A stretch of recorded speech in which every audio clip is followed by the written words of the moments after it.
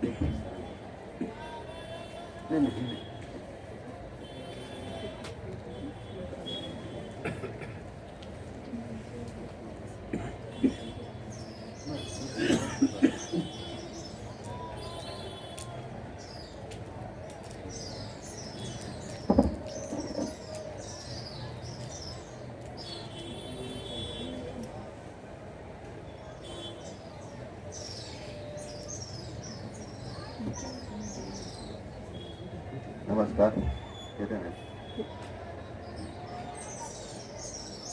आज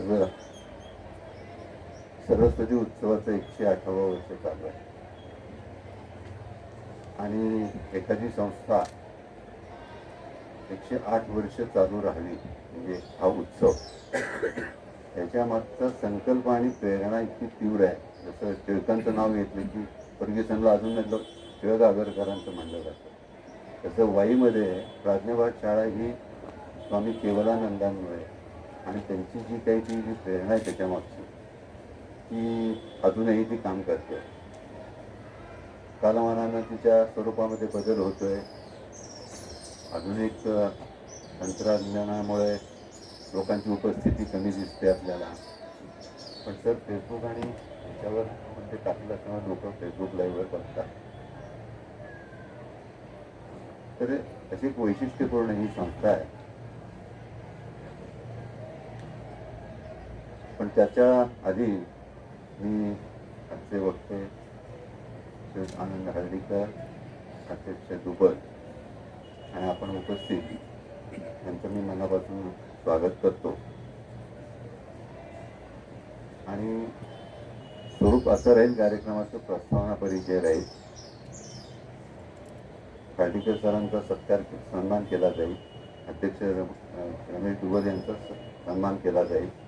त्याच्यानंतर गुणवान विद्यार्थ्यांचा सन्मान केला जाईल आणि त्याच्यानंतर सरांचं व्याख्यान आणि अध्यक्ष भाषण आणि समाज असा कार्यक्रमाचं स्वरूप आहे. ही जी संस्था आहे ती वाईकरांना फार काही तिच्याबद्दल मी सांगावं असं नाही आहे. पण सुडकोली नावाच्या एका खेड्या गावातून एक मुलगा गुरु शोधार्थ हिंडत वाईमध्ये येतो आणि गुरु शोधार्थ असताना त्याचं वाईमध्ये फार समाधान होतं. तर प्रज्ञानंद स्वामींच्याकडे ते येतात, म्हणजे तो विद्यार्थी, आणि पुढे तो ख्यातनाम स्वामी विवेकानंद ते स्वामी केवलानंद सरस्वती म्हणून होता. आणि इथं आल्यानंतर त्यांनी जे काही काम केलेलं आहे, म्हणजे पहिल्यांदा गुरु गेल्यानंतर त्यांनी प्राज्ञमठ स्थापन केला, त्याची प्राज्ञपाठ शाळा झाली आणि त्याच्यानंतर त्याचं प्राज्ञपाठ शाळा मंडळ झालं. या संस्थेचं ध्येय धोरण हे अत्यंत प्रागतिक असं पहिल्यापासून राहिलेलं आहे. आणि इथं होणारं सर्व काम, वैचारिक काम हे प्रागतिक दृष्टीने, सुधारणावादी दृष्टीने, आणि जे आजही आपल्याला मान्य नाही ते म्हणजे धर्मांमध्ये परिवर्तन होऊ शकतं असं सिद्ध करण्यासाठी धर्मकोशासारखा बृहत प्रकल्प स्वामींनी चालू केलेला होता. त्याचं काम अजूनही चालू आहे. शास्त्री पंडितांची कमतरता असली तरी जे आहे ते अत्यंत निष्ठेनं काम करतात. तर मी जेव्हा आनंदाश्रमामध्ये गेलो होतो तिथे एक मुग्धा गोडबोले नावाची मुलगी होती, संस्कृतची काम करत होती. मला तिची भावना सांगायची. तर मी गप्पा मारताना तिला म्हणालो की हे कसं काय काम आहे, अमुक मग तुम्हाला जमतंय कसं काय करता. तर तिची भावना ती इतकी तळमळीनं म्हणाली की सर मी तुम्हाला सांगते, पूर्वजन्मात मी काहीतरी पुण्य केलं असेल म्हणून मला हे धर्मकोशाचं काम आलेलं आहे. ती जी तिची भावना ती भाबडी नव्हती, कारण ती तशी प्रखर बुद्धीची असलेली बोलली होती. पण तिला ही जाणीव होती की हे ह्या कामाचं मूल्य काय आहे. तर अशी ही एक वाईमधली संस्था आहे जिनं शिक्षण क्षेत्रामध्ये सुद्धा त्या काळात, आज ज्या IPSचा बोलबाला चालू आहे, त्या काळात स्वामींनी पौर्वात्य आणि पाश्चात्य ज्ञानशाखांचं संमेलन करून, मनोज्ञ असा संगम करून विद्यार्थी घडवलेले आहेत. धर्मकोशाचं काम केलेलं आहे. संविधानाचा संस्कृत अनुवाद इथं झालेला आहे. सगळ्यात महत्त्वाचं म्हणजे सोमनाथाचा जीर्णोद्धार पुन्हा प्राण प्रतिष्ठापना झालेली आहे. अशी विविध प्रकारची कामं या संस्थेने केलेली आहेत. त्या संस्थेचे जे 3 महान असे विद्यार्थी स्वामींचे, त्यातल्या 2 जणांना भारतरत्न आणि एकाला पद्मविभूषण असं मिळालेलं आहे. विनोबा आणि पावा काणे हे भारतरत्न आणि पत्रकारितेचं पद्मविभूषण आहे. हा एका या संस्थेचा आणि या गावाचा खरा हा फार मोठा बहुमान आहे की अशा गावात आपण राहतो.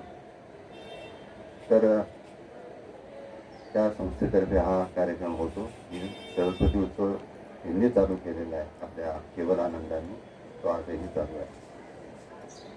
त्याच्यानंतर आजचे वक्ते मी लिहूनच आणलेलं आहे, त्यामुळे तसंच मी वाचून दाखवतो. परंतु ज्ञानाचा अफाट खजिना असलेले एक व्यक्तिमत्व आपल्याकडे आहे, आज आलेलं आहे. त्यांचा आजचा जो विषय आहे की नेताजी तुम्ही कोठा आहे, म्हटलं ही गाण्याची ओळ आहे ना, बंगालमध्ये कवितेची एक ओळ आहे. हा नेताजींच्या अभ्यासाचा विषय त्यांनी केलेला आहे सध्या. आणि पत्रकारिता केली, राजहंसमध्ये संपादनाचं काम केलं आणि 169 पासून ते पत्रकारितेच्या क्षेत्रात आहेत. पण लाईट बंद कर, ते ह्याला सांग तिकडचे मागचे राहू दे, कोणती बंद थोडा वेळ. खिडकी विमुक्त पत्रकार म्हणून त्यांनी काम केलेलं आहे. संपादकीय कामाचा त्यांना विविधांगी असा अनुभव आहे. एकूण आजपर्यंत त्यांचे नियतकालिक आणि वृत्तपत्रातून 2300 लेख छापून आलेले आहेत, प्रसिद्ध झालेले आहेत. आणि विविध नियतकालिकांप्रमाणे सुमारे 100 स्मरणिकांचं संपादन त्यांनी केलेलं आहे. स्वतंत्र पुस्तकांचं लेखन त्यांनी केलं. त्यात गांधी, अशोक, राष्ट्राघात, जय बांगला, जय सोनार बांगला, अंतिम संघर्ष, काळा हिटलर, शापित पंजाब, लोकोत्तर जीवनवृत्ती, कायदे आझम आणि 4 अनुवादित पुस्तकं, जे RSS स्टोरी, हिंदू कलादृष्टी, संस्कार भारती कशासाठी, कारगिलचे अपराधी कोण, देश माझा मी देशाचा आणि महाराष्ट्रात त्यांनी विविध ठिकाणी अनेक विषयांवर व्याख्याने दिलेली आहेत. असं चतुरस्त्र व्यक्तिमत्व आज आपल्याला मिळालेलं आहे. मी जोशी सरांना अशी विनंती करतो की त्यांचा सत्कार त्यांनी करावा, स्वागत आणि सत्कार करावा.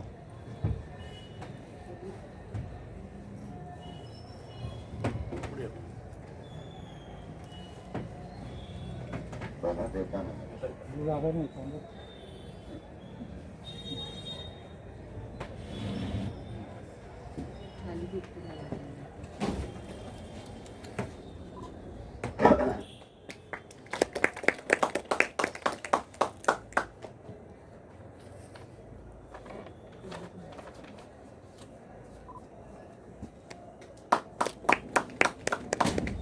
आज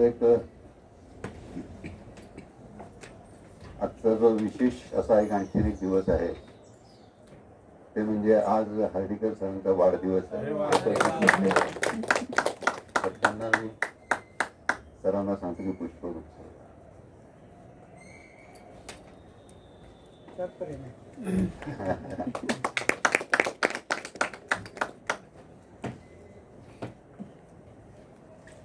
त्याच्यानंतर गुगल सरांचा सत्कार सागरेकर सर करतील. गुगल सर आपल्या वाईकरांना माहिती आहे, राज्यशास्त्राचे प्रसिद्ध असे प्राध्यापक आहेत. वाईच्या सामाजिक ॲक्टिव्हिटीजमध्ये त्यांचं काम असतं. ते अध्यक्ष म्हणून आपल्याला मिळालेले आहे.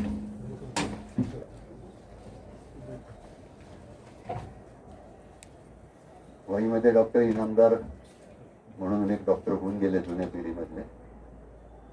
अतिशय बुद्धिमान, स्पष्ट वक्ते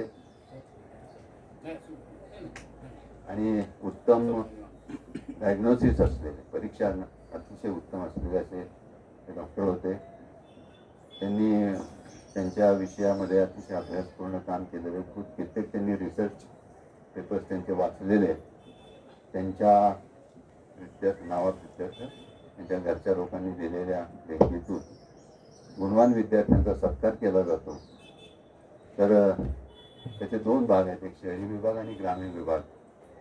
तर ज्यांना हे पारितोषिक मिळालेली आहे त्यांची मी नावं घेतो, त्यांनी पुढे यावं आणि त्यांच्या सत्काराचा स्वीकार करावा.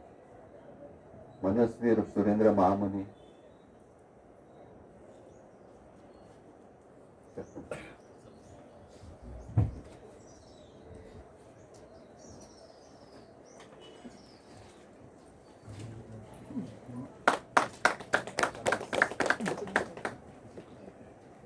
वेदश्री संजय जाधव,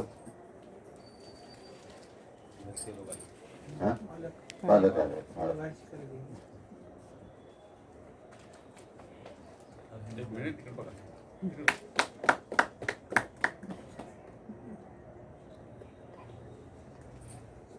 सुहानी जीवन कांबळे,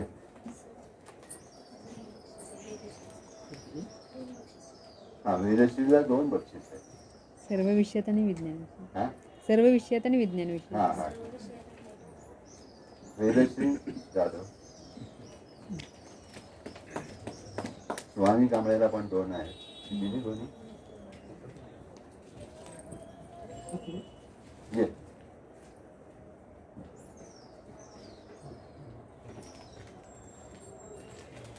कितीच आहे?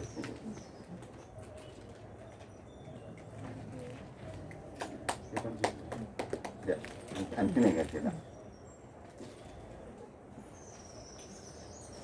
वेदांत विजय जगताप,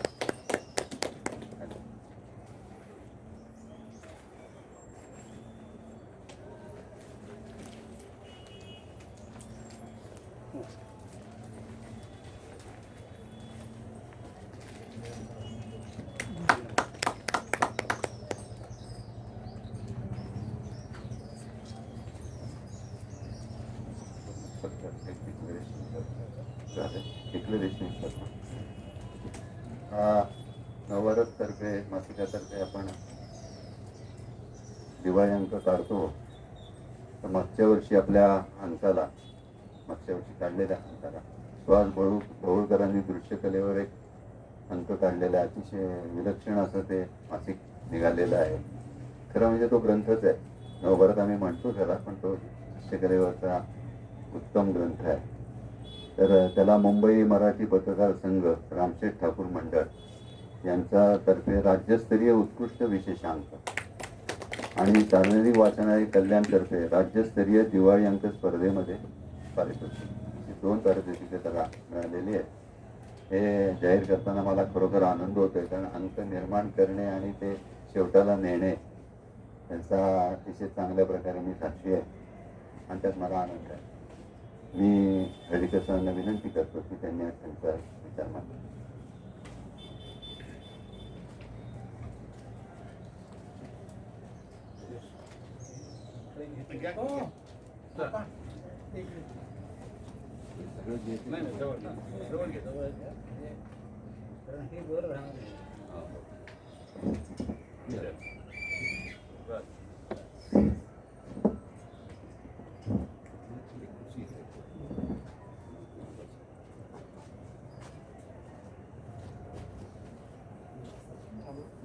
तिथे नको गोपा हे जात होते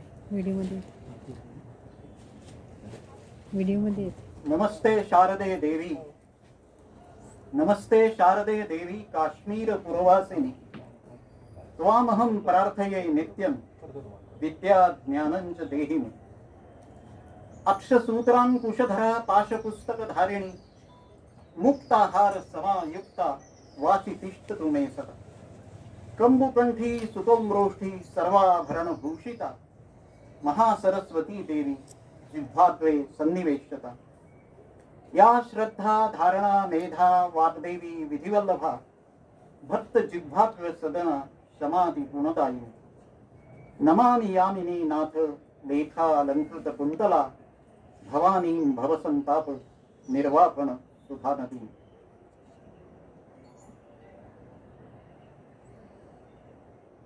आज स्वामी केवलानंद सरस्वतींच्या पावन स्मृतीला अभिवादन करून त्यांनीच सुरू केलेल्या या सरस्वती उत्सवाच्या पहिल्या पुष्पाचं हे गुंफणं करण्याचं भाग्य आज आयोजकांनी मला दिलं, याबद्दल मी अगदी सुरुवातीलाच त्यांचे आभार मानतो.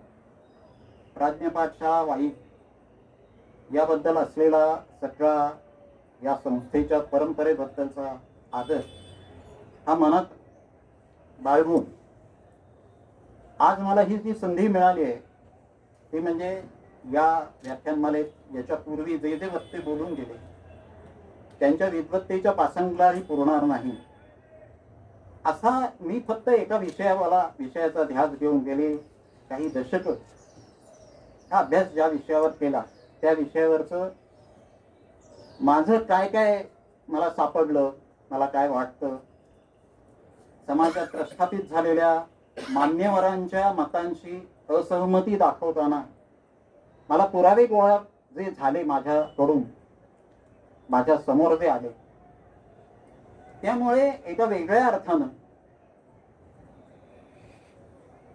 ते जे काही धाडस दाखवण्याचं हे मी नेताजींकडून शिकलो, नेताजी स्वामीजींकडून शिकले. त्या स्वामी विवेकानंदांचं स्मरण करून हे आज आपल्याशी नेताजी या विषयावर 4 गोष्टी बोलणार आहे. नेताजींची चरित्र अशी बरीच प्रसिद्ध झालेली आहे. अगदी ते विमान अपघातात गेले, मरण पावले अशी बातमी आल्यानंतरच्या परिस्थितीत 1946 साली सुभाष नावाचं भाकरू केळकर यांनी लिहिलेलं एक छोटं पुस्तक प्रसिद्ध झालं होतं आणि सेनापती बापट यांनी त्याला प्रस्तावना दिली. ज्येष्ठ साहित्यिक, माझे ज्येष्ठ स्नेही वि. स. वाळिंबे यांनी लिहिलेलं नेताजी हे त्यांचं गाजलेलं चरित्र आहे. महाराष्ट्राच्या इतिहासाचे थोर भाष्यकार, इतिहासकार असे डॉक्टर य.दी. फडके यांनी 2 भाषात 2 खंडात कहाणी सुभाषचंद्रांची आणि कहाणी नेताजींची अशा 2 खंडात एका सायन दैनिकात जी लेखमाला लिहिली त्याचे पुस्तक रूपात प्रसिद्ध झालेली चरित्र आपल्या समोर आहे. आणि आता येऊ घातलेल्या सातारच्या साहित्य संमेलनाचे जे अध्यक्ष आहेत त्यांनी लिहिलेली महानायक ही कादंबरी ही आपल्या समोर आहे. आणि आमच्या योगायोगानं ती आमच्या राजहंस प्रकाशनाचीच ही आहे कादंबरी. ती कादंबरी ही एकूण इतर चरित्रांपेक्षा कादंबरी स्वरूपात असली तरी तिचं एक मोठं वैशिष्ट्य मला सांगावंसं वाटतं. ते म्हणजे असं आहे की इतर चरित्रांमध्ये चरित्रकारांना, लेखकांना सुभाषबाबूंचा देश सोडून गेल्यानंतरचा संघर्ष रंगवताना ज्या अडीअडचणी होत्या त्या अडीअडचणींवर मात करून विश्वासरावांना जी संधी उपलब्ध झालेली होती ती सुभाषबाबू ज्या ठिकाणी ज्या रणांगणावर लढले त्या रणांगणावर खुद्द ब्रह्मदेशात दोस्त सैनिकांच्या दोस्त लष्करी अधिकाऱ्यांच्या एका पथकाबरोबर 35 दिवस राहण्याची त्यांना संधी मिळाली. जे महानायकच्या उत्तरार्थात रंगवलेलं सगळं समरनाट्य आहे ते प्रत्यक्ष त्या अनुभवातून तयार झालेलं आहे आणि त्यामुळे अधिक ते सरस, अधिक सजीव, जिवंत असं वाटतं आपल्याला. रणांगणावर स्वामीजी यांनी, सुभाषबाबूंनी काय काय केलं याचं जे तिथे प्रत्येकारी वर्णन आहे ते त्या कादंबरीचं वैशिष्ट्य जे इतर चरित्रांमध्ये सुद्धा उपलब्ध नाही.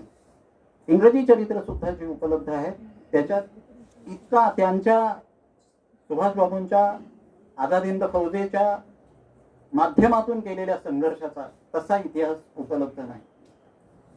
आज सुदैवानं एका वेगळ्या टप्प्यावर मी माझं जे काही पुस्तकाचं लेखन ठरवतोय, नेताजी तुम्ही कोठा याच शीर्षकाचं माझं पुस्तक मी गेली काही वर्ष अभ्यास करतोय आणि त्याचं लेखन चालू आहे.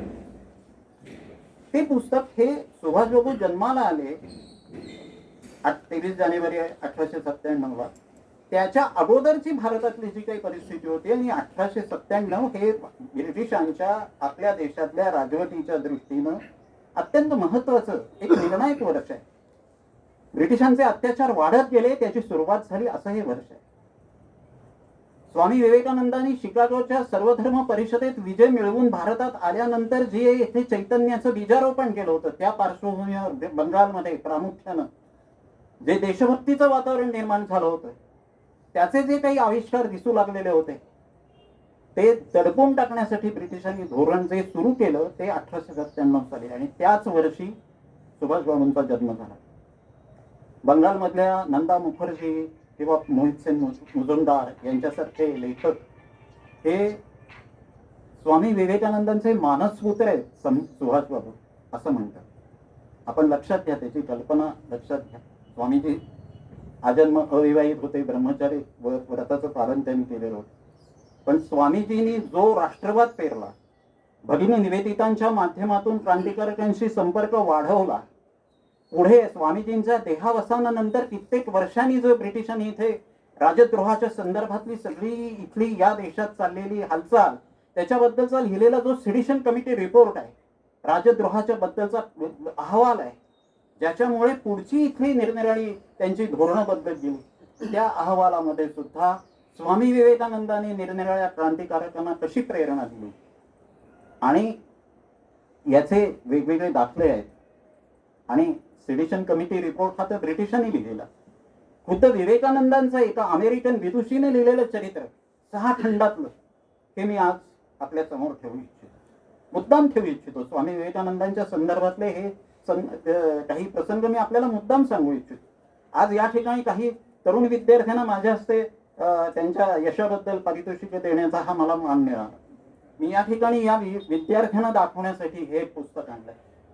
या ठिकाणी या नंदा मुखर्जी या लेखिकेने लिहिलेलं हे पुस्तक आहे, विवेकानंदच इन्फ्लुएन्स इन सुभाष. हे मोठं पुस्तक आहे. हे जवळजवळ 114 पानी पुस्तक आहे. रामकृष्ण आश्रमाच्या कलकत्त्याच्या यांनी प्रसिद्ध केलेलं. केवळ 75 रुपयात आहे.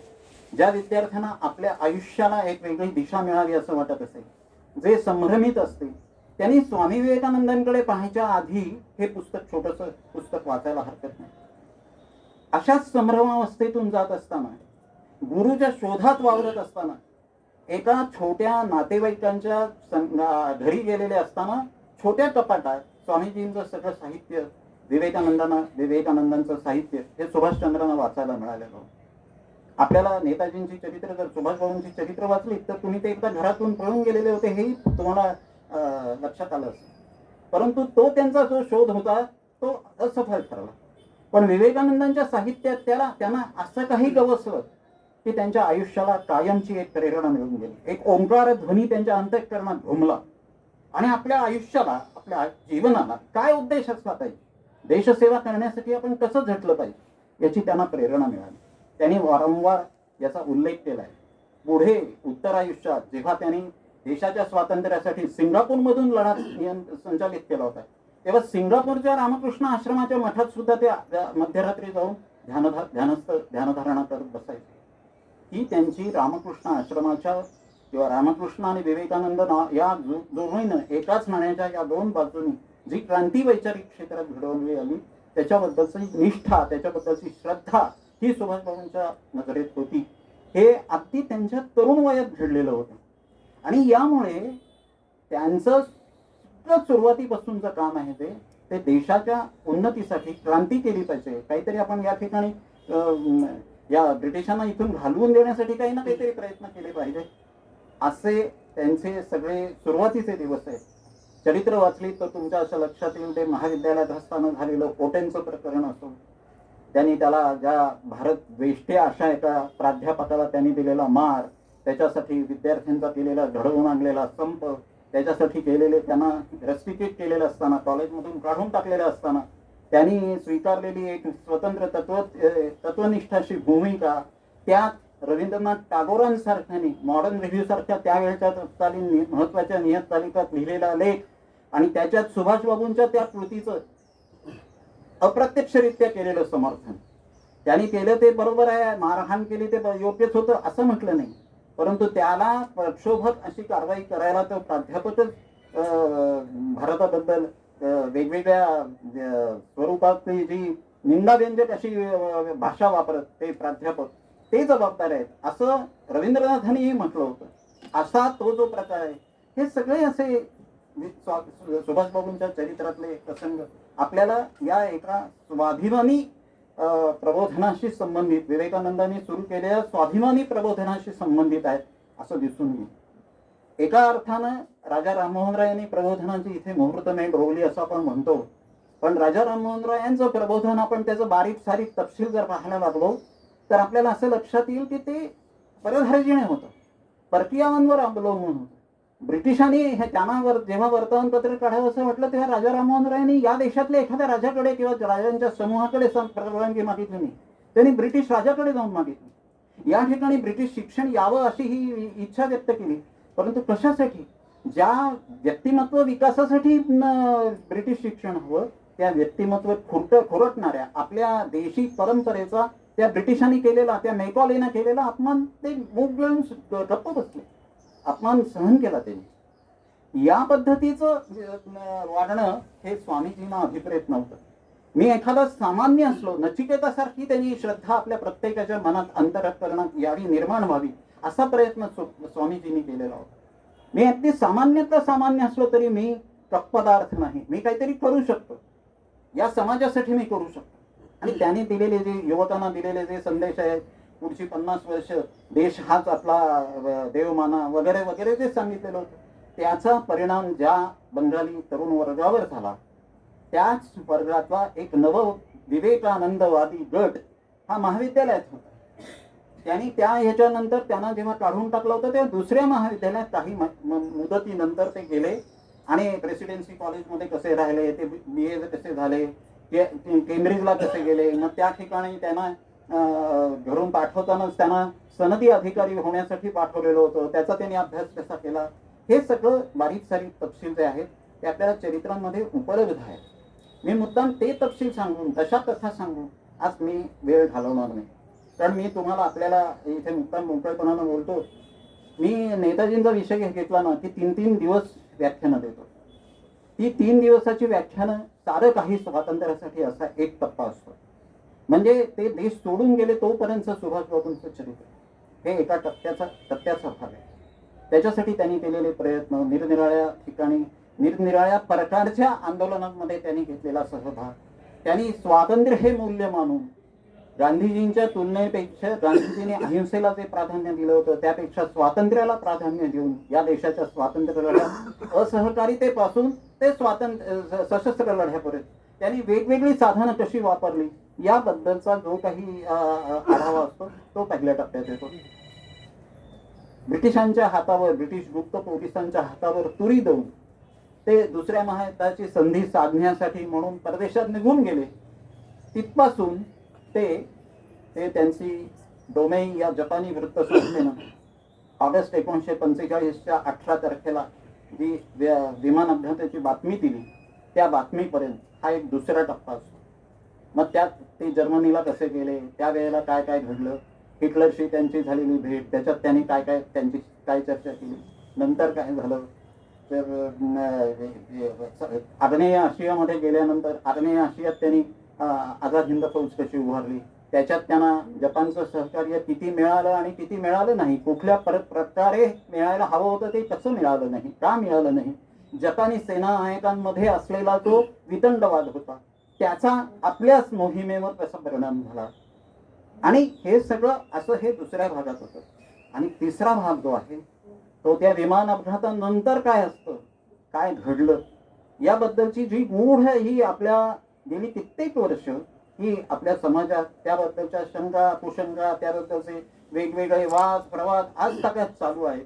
गुमनामी बाबा नावाचे जैन गृहस्थ 85 साली सप्टेंबरमध्ये निधन पावले फैजाबादला रामभवनमध्ये. ते काय होतं ते गूढ उकळण्याचाही मी प्रयत्न केलाय, तिथपर्यंत जाऊन आलो.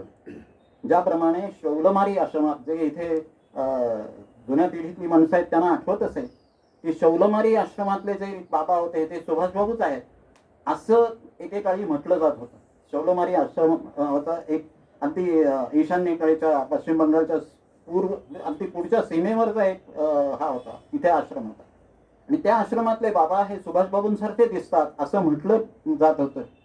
त्या ह्याचा छडा लावण्यासाठी मराठाचे जे संपादक होते, नवयुगचे जे संपादक होते, ते आपल्या मराठी पत्रकारांच्या याच्यातले सृष्टीतले एक मोठं नाव आचार्य अत्रे हे तिकडे गेले होते. आणि त्यांनी त्याची त्यावेळेला सगळी चौकशी केली होती. सुभाष कथा या नावाचं त्यांचं पुस्तक आहे, प्रसिद्ध पुस्तक. ते त्या पुस्तकामध्ये त्यांनी त्या मोहिमेचाही सगळा साध्यंत वृत्तांत सांगितला होता. आणि ते बाबा शौलमारी आश्रमात राहणारे म्हणजे सुभाषबाबू नाहीत की त्यांची जी काही खात्री पटली होती त्याबाबतचा जो काही तिथल्या विसंगतीचा भाग होता तोही त्यांनी लिहिला होता. पण त्याचबरोबर त्यांनी काही सुभाषबाबूंच्या संदर्भातला काही भाग हा त्या पुस्तकात लिहिला होता.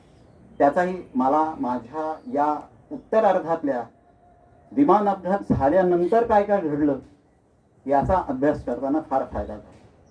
आणि असा हा जो मी काही जो प्रकार तिसऱ्या भागात सांगतो, त्यामुळे आज मी एका भाषणात आपल्याला काय काय सांगू, सुभाष बाबूंच्या बद्दल कुठल्या मुद्द्यावर बोलू आणि काय सांगू आणि काय नको, असा एक वेगळाच प्रश्न माझ्या समोर आहे. त्या प्रश्नाचं उत्तर मीच देतोय. ते असं की काही मुद्द्यांवर मी मुद्दाम जे आपल्याला निरनिराळ्या या चरित्रांमध्ये मी ज्यांचा उल्लेख केला त्या चरित्रांमध्ये किंवा सुभाषबाबूंच्या इंग्रजी चरित्रांमध्ये कदाचित आढळणार नाही, पण माझ्या मनात कित्येक वर्ष, माझं पहिलं पुस्तक लिहिलं गेलं तेव्हाच मी असं त्याच्यात लिहिलं होतं की एका वेगळ्या पद्धतीनं अहिंसावादाचा अतिरेक ज्यांच्या धोरणात दिसला, ज्याचं प्रतिबिंब दिसलं, आणि जेव्हा ज्या अहिंसावादाच्या अतिरेक्यामुळे आपल्या देशाला पूर्ण स्वातंत्र्य तर मिळालं नाहीच, पण मिळताना सुद्धा प्रचंड हिंसाचार घडला. त्या महात्मा गांधींच्या मार्गानेही देश गेला असता तरी आपला देशाचं हित झालं नसतं.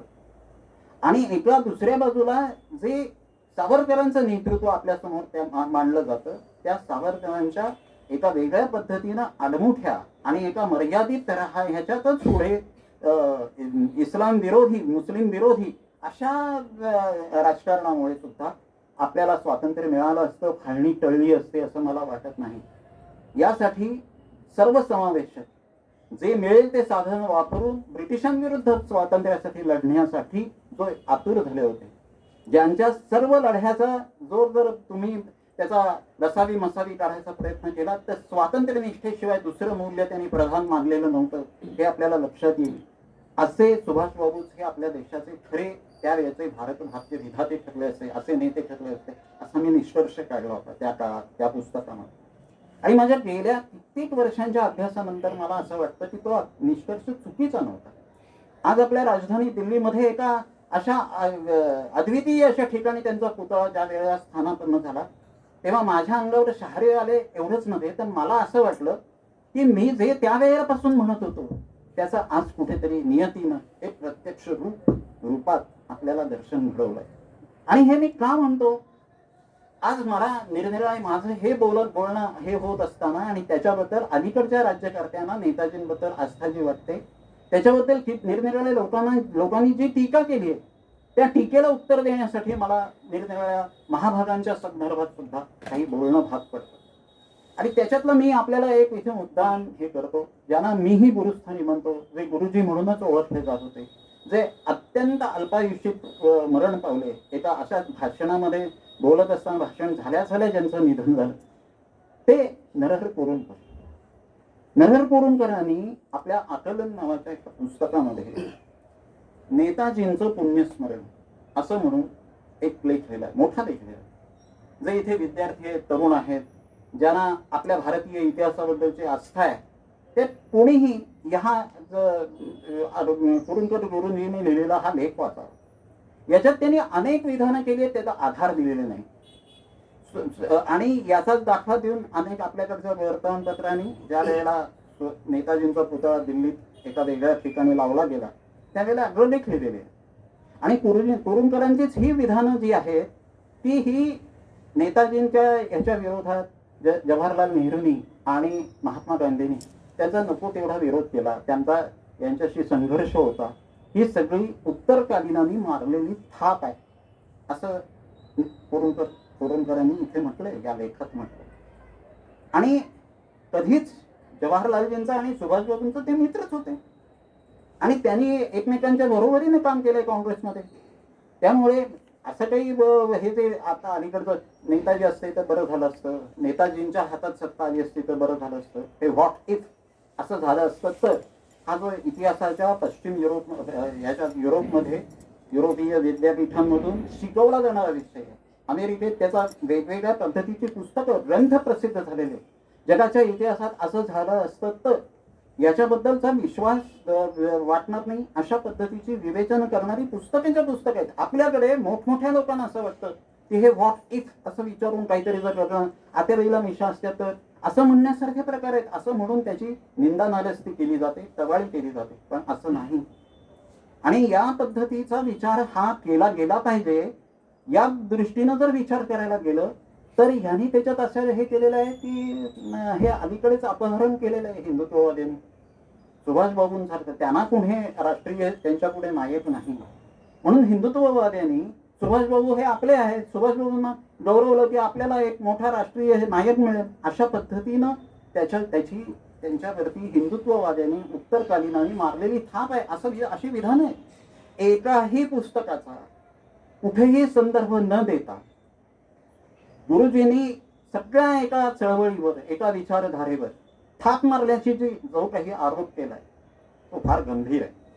आणि मला असं वाटतं की कुरुंकरांनी जरी म्हटलं असलं तरी त्याची शहानिशा केली झाली पाहिजे. सुभाष या मी अगदी सुरुवातीला ज्याचं वर्णन केलं, ज्याचा संदर्भ दिला, त्या 1946 साली भातृ केळकर या एका तरुण माणसानं लिहिलेलं जे मराठीतलं पहिलं पुस्तक आहे, पहिलं चरित्र आहे. त्याला कोणाची प्रस्ताव नाही, मी मगाशी उल्लेख केला सेनापती बापटांची. सेनापती बापट ते हिंदुत्ववादी म्हणून तुम्ही त्यांना बाजूला सारू शकत नाही. या सेनापती बापटांनी त्या प्रस्तावनेत असं म्हटलेलं आहे की महात्माजींनी जे काही एकूण आपल्या स्वातंत्र्य लढ्यासाठी केलं, त्यांच्या कारकिर्दीवर जे डाग आहेत त्या डागांपैकी एक महत्वाचा डाग हा म्हणजे त्यांनी सुभाषबाबूंना दिलेली वागणूक. ते सेनापती बापटांनी म्हटलंय. आचार्य अत्र्यांनी ज्या पुस्तकाचा मी आता उल्लेख केला त्या सुभाष कथा या त्यांच्या पुस्तकामध्ये एकूण काँग्रेसमधले अंतर्गत राजकारणावरती लेख लिहिले आहेत. सुभाषबाबूंचा माझा एक विचित्र आजार हा जो बंच ऑफ लेटर्स नावाचं सुभाषबाबूंनी जवाहरलाल नेहरूंना पाठवलेलं पत्र, नेहरूंच्या पत्रसंग्रहाचे प्रसिद्ध आहे, त्या पत्राचा अनुवाद केलाय. आणि सुभाषबाबूंनी जवाहरलालजींना त्या लिहिलेल्या पत्रामध्ये त्यांना जवाहरलालकडून अनपेक्षित तशी विचित्र वागणूक मिळाली हे लिहिलेलं आहे. आणि एवढंच नव्हे, त्या आचार्य अत्रे यांनी त्या सुभाष कथेत अशी खंत व्यक्त केली आहे, सुभाष तू अतिशय दुर्दैवी, गांधीजींच्या आणि नेहरूंच्या काळात तू जन्माला आलास. ब्रिटिशांनी सुद्धा जेवढा तुझा द्वेष केला नसेल तेवढा द्वेष यांनी केला. आता आपल्यापैकी अनेकांच्या आणि खुद्द माझ्याही मनात, मी सगळा हा अभ्यास करत असताना शंकेखोर मनाने केलेला आहे की हे कोणीतरी म्हटलंय ते म्हणून ऐकायचं आणि ते मान्य करायचं, अशा प्रवृत्तीनं मी कधीही अभ्यासाला प्रवृत्त झालो नाही. हे जे काही असे आरोप केले गेलेले आहेत ते जवाहरलालजींचा आणि गांधीजींचा यांच्याबरोबर धाव होता. तर गांधीजींनी पट्टाभी सीतारामय्या या आपल्या एका प्रॉक्सी वॉर म्हणतात त्या पद्धतीनं आपला जो उमेदवार जाहीर केला काँग्रेसच्या अंतर्गत अध्यक्षपदाच्या निवडणुकीत, दुसऱ्या निवडणुकीत, आणि जो पट्टाभी सीतारामय्यांचा पराभव करून सुभाषबाबू निवडून आले, त्यानंतर दिलेली वागणूक बघा.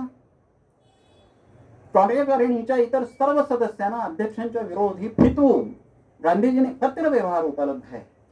याच्यात कुठेही अतिशयोक्ती करण्याचा किंवा इतिहासाचं विकृतीकरण करण्याचा प्रश्नच नाही. सगळी गांधीजींची निरनिराळ्या कार्यकारिणीच्या सदस्यांना लिहिलेली पत्र आणि कार्यकारिणीच्या सदस्यांनी गांधीजींकडे मागितलेला सल्ला की सुभाषबाबूंची कोंडी कशी करता येईल, सुभाषबाबूंना अध्यक्ष पदावर कामच करता येऊ नये यासाठी त्यांनी रचलेली व्यूहरचना ही स्पष्ट होते. आणि जवाहरलालजींनी काय केलं याच्याबद्दलचे मी पुरावे या ठिकाणी आणले. जर कोणाला उत्सुकता असेल तर मी दाखवू शकतो पात्र. लंडनच्या टाइम्सनं आपल्याला स्वातंत्र्य मिळालं असं जे सांगितलं जातं ते प्रत्यक्षात 15 ऑगस्ट 1947 आपला देश खऱ्या अर्थानं स्वतंत्र झाला नव्हता. मी आपल्या अध्यक्षांची क्षमा मागून असं सांगतो, कारण ते राज्यशास्त्राचे प्राध्यापक आहे. आपल्याला डोमिनियन स्टेटस मिळालं. आपली जी फाळणी होणार होती त्या फाळणीचा सुद्धा 15 ऑगस्ट 1947 रॅडक्लिफ अहवाल प्रसिद्ध झालेला नव्हता. कुठला तहसील पंजाबचा, कुठला तहसील आपल्याकडे राहणार आहे, कुठला पाकिस्तानात जाणार आहे कल्पना नव्हती. सिलेट आपल्याकडे राहणार आहे का, चितगाव ही सगळी जी चितगाव ट्रॅक्ट्स आहेत ते आपल्याकडे राहणार आहेत का पूर्व पाकिस्तानला दिले जाणार आहेत माहिती नव्हतं. अशा वेळेला आपल्याकडे स्वातंत्र्य जाहीर झालं, स्वातंत्र्याचा आनंदोत्सव जाहीर झाला, पण डोमिनियन स्टेटस आहे आपल्याला. वासाहतीचं स्वराज्य मिळालेलं आहे. हे सत्याशी एकनिष्ठ राहणाऱ्या आपल्या वैयक्तिक आयुष्यातल्या ज्या गोष्टी बाहेर आल्या नाहीत तरी चालतील अशा गोष्टींची नोंद आपल्या आत्मचरित्रात करणाऱ्या गांधीजींनी या देशातल्या जनतेला विश्वासात घेऊन असं सांगितलं होतं का? आपण विचार करा. अशी कागदपत्र मिळत आहेत का बघा. आज ताब्यात हे अस्पष्ट कागदपत्र उपलब्ध नाही की आपल्याला खरंच स्वातंत्र्य मिळालेलं नाही. आपले सेनाधिकारी ब्रिटिश आहेत. आपला हे आहे. आणि मी या ठिकाणी मुद्दाम असं आणलंय एक हा की जवाहरलाल नेहरूंनी ब्रिटिश राजाला अर्ज करून परवानगी मागितली आहे. कशासाठी? आपले खरे पहिले भारतीय गव्हर्नर जनरल, त्यावेळेला अजून राज्यघटना नव्हती, राष्ट्रपती नव्हते, राष्ट्राध्यक्ष म्हणजे प्रेसिडेंट नव्हते, ठरलं नव्हतं, घटना तयार झाली नव्हती. कोण होतं? Governor general. तर माउंटबॅटन गेल्यानंतर इथे कोण गव्हर्नर जनरल होणार होता? ते ठरवण्यासाठी जेव्हा चक्रवर्ती राजगोपालाचारीनं नेमायचं ठरलं आणि चक्रवर्ती राजगोपालाचारी हे आपले भारताचे पहिले भारतीय गव्हर्नर जनरल होतील अशी ज्या वेळेला ही घटिका जवळ आली तेव्हा त्यासाठी परवानगी ही ब्रिटिश राजाकडे मागण्याचं पत्र हे prime minister of dominion of India अशा करून त्याच्यावर सही केलेली आहे. आणि हे अशी सही केल्यानंतर जवाहरलालजींच्या डोळ्यात अश्रू तरळले अशी नोंद आहे. यासाठी आपण अट्टहास केला होता का? लाहोरच्या तुरुंगामध्ये ज्या भगतसिंग, राजगुरू, सुखदेव आणि त्यांच्या निरनिराळ्या क्रांतिकारकांनी जे अनन्वित अत्याचार सहन केले ते अशा प्रकारच्या स्वातंत्र्यासाठी होते का? ब्रिटिश राष्ट्रकुलामध्ये राहिलंच पाहिजे अशी कोणती सक्ती आपल्यावर लादून घेण्याचं कारण होतं? कोणती अशी परिस्थिती होती? पूर्णपणे इतर देश जसे स्वतंत्र होऊ शकत होते त्याप्रमाणे आपल्याला स्वतंत्र होणं आणि पूर्णपणे आपली कारगिलच्या म्हणजे स्वातंत्र्य मिळाल्यानंतर 52 वर्षांनी कारगिलच्या संदर्भात जी चौकशी समिती नेमली त्या चौकशी समितीच्या अहवालात असं नमूद केलेलं आहे की त्यावेळेच्या लॉर्ड इस्मे यानं जी एक रूपरेषा ठरवून दिली आणि जनरल त्यावेळेचा जे माउंटबॅटन होते आपले लॉर्ड माउंटबॅटन ज्यांनी त्याची शिफारस केली अशी आपली सिक्युरिटीची चौकट होती. गेली 52 वर्ष स्वातंत्र्यानंतर आपण ब्रिटिशांनीच ही केलेली. आपला स्वतंत्र देश तशा अर्थानं झालाच नव्हता. हे या पद्धतीचं हे जे काही आहे याची कागदोपत्री अलीकडच्या काळात जे डी क्लासिफिकेशन झालेलं आहे, निरनिराळी कागदपत्र खुली झाली आहेत आपल्याकडेच नाही इतर देशांमध्ये, ब्रिटनमध्ये, अमेरिकेत, त्याच्यातून कळतं. आणि मग हे जर असं झालं असेल तर त्याचप्रमाणे आणखीन एक मी आपल्या समोर इथे कागदपत्र आणली आहेत त्याच्यातलं हे दाखवू शकतो. ती अशी आहे की INA इंडियन नॅशनल आर्मी ही सुभाष बाबूंनी असं सैन्य उभारलं. आपल्याकडे ते याच्या येऊन कोविलला आणि याच्यापर्यंत कोहिमा आणि मोइरांपर्यंत आले. हा जो सगळा इतिहास आहे त्या इतिहासाला धरून असं सांगितलं जातं की त्यावेळेच्या एकूण सगळ्या याला 42 सालानंतरचं जे काही हे होते आपले भारतीय काँग्रेसचे नेते ते असं म्हणत होते की याने जर्मनीचं आणि जपानचं सहकार्य घेतलं. हे ॲक्सिस पॉवर हे म्हणजे दडपशाही, हुकुमशाही अशा पद्धतीचं आहे, फॅसिस्ट आहे, यांच्या मागे लागले. आणि त्यामुळे जवाहरलालजीने सुरुवातीला म्हटलेलं त्यांचं वाक्य हे प्रसिद्ध आहे की ते जर असे जपानच्या मदतीनं भारतावर चाल करून आले तर त्यांच्याशी लढायला जाणारा पहिला सैनिक मी असेन.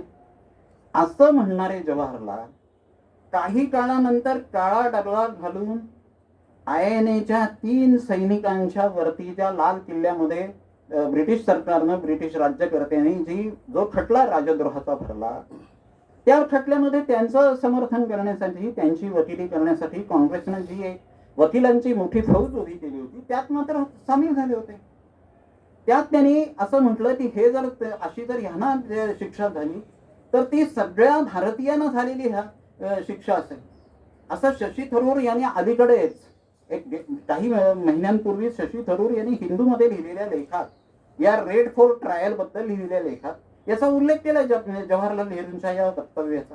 आणि त्या वक्तव्यात हे जे म्हटलंय की अशी जर ह्यांना शिक्षा दिली गेली या सगळ्या 3 लोकांना, शाहनवाज खान, गुरबत सिंग धिलोन आणि प्रेम सायगल हे जे 3, त्याच्यात त्यांनी असं म्हटलंय की 98% भारतीयांना, या 3 धर्मांच्या 3 प्रातिनिधिक सैनिकांना अशी तुम्ही आरोपीच्या पिंजऱ्यात उभं करून त्यांच्यावर हा जो राजद्रोहाचा आरोप ठेवता आणि शिक्षा ठोकवण्याची तुमची भाषा आहे, तुमच्या याच्यामुळे सगळ्या भारतीयांना जखमा होती.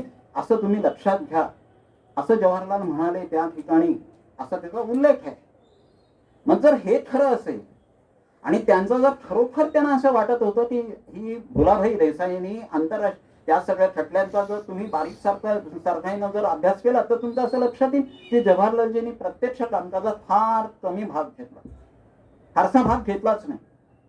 काँग्रेसनं जी समिती नेमली होती त्याच्या वतीनं सगळी रेड फोर्ट ट्रायल मध्ये या लोकांच्यासाठी जी पणाला लावून केलेली वकिली जर कोणी असेल तर ती भुलाभाई देसाईंनी केली. त्यांची तब्येत बरी नव्हती. तुम्हाला जाता जाता उल्लेख करतो, भुलाभाई हे वल्लभभाई पटेलांचे सुभाषबाबूंच्या विरोधातले एक वकील होते. वल्लभभाई पटेलांचे जे ज्येष्ठ हे होते विठ्ठलभाई पटेल, आपल्या राष्ट्रीय असेंब्लीचे एकेकाळचे सभापती, त्यांनी युरोपमध्ये सुभाषबाबूंच्या बरोबरीनं गांधींच्या नेतृत्वावर टीका करणारा एक मॅनिफेस्टो, एक जाहीरनामा प्रसिद्ध केला होता.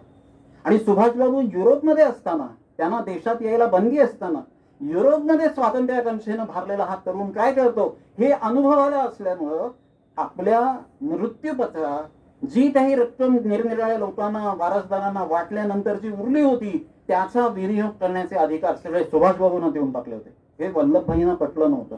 वल्लभभाईंनी त्याच्यासाठी कोर्ट कचेऱ्या केल्या होत्या. त्यातले त्यांचे वकील असणारे भुलाभाई हा सगळा मतभेद विसरून या देशाचं पणाला लावलेलं हे जे स्वातंत्र्य आहे त्या स्वातंत्र्यासाठी ही यांची सेना लढली आहे, या तिघांना वाचवलं हे माझं कर्तव्य आहे असं मानून भुलाभाईंनी आपले प्राण पणाला लावले. त्यांची तब्येतही त्या वेळेला खालावलेली होती. पण तसं असताना सुद्धा हे भुलाभाईंनी हे केलेलं आहे.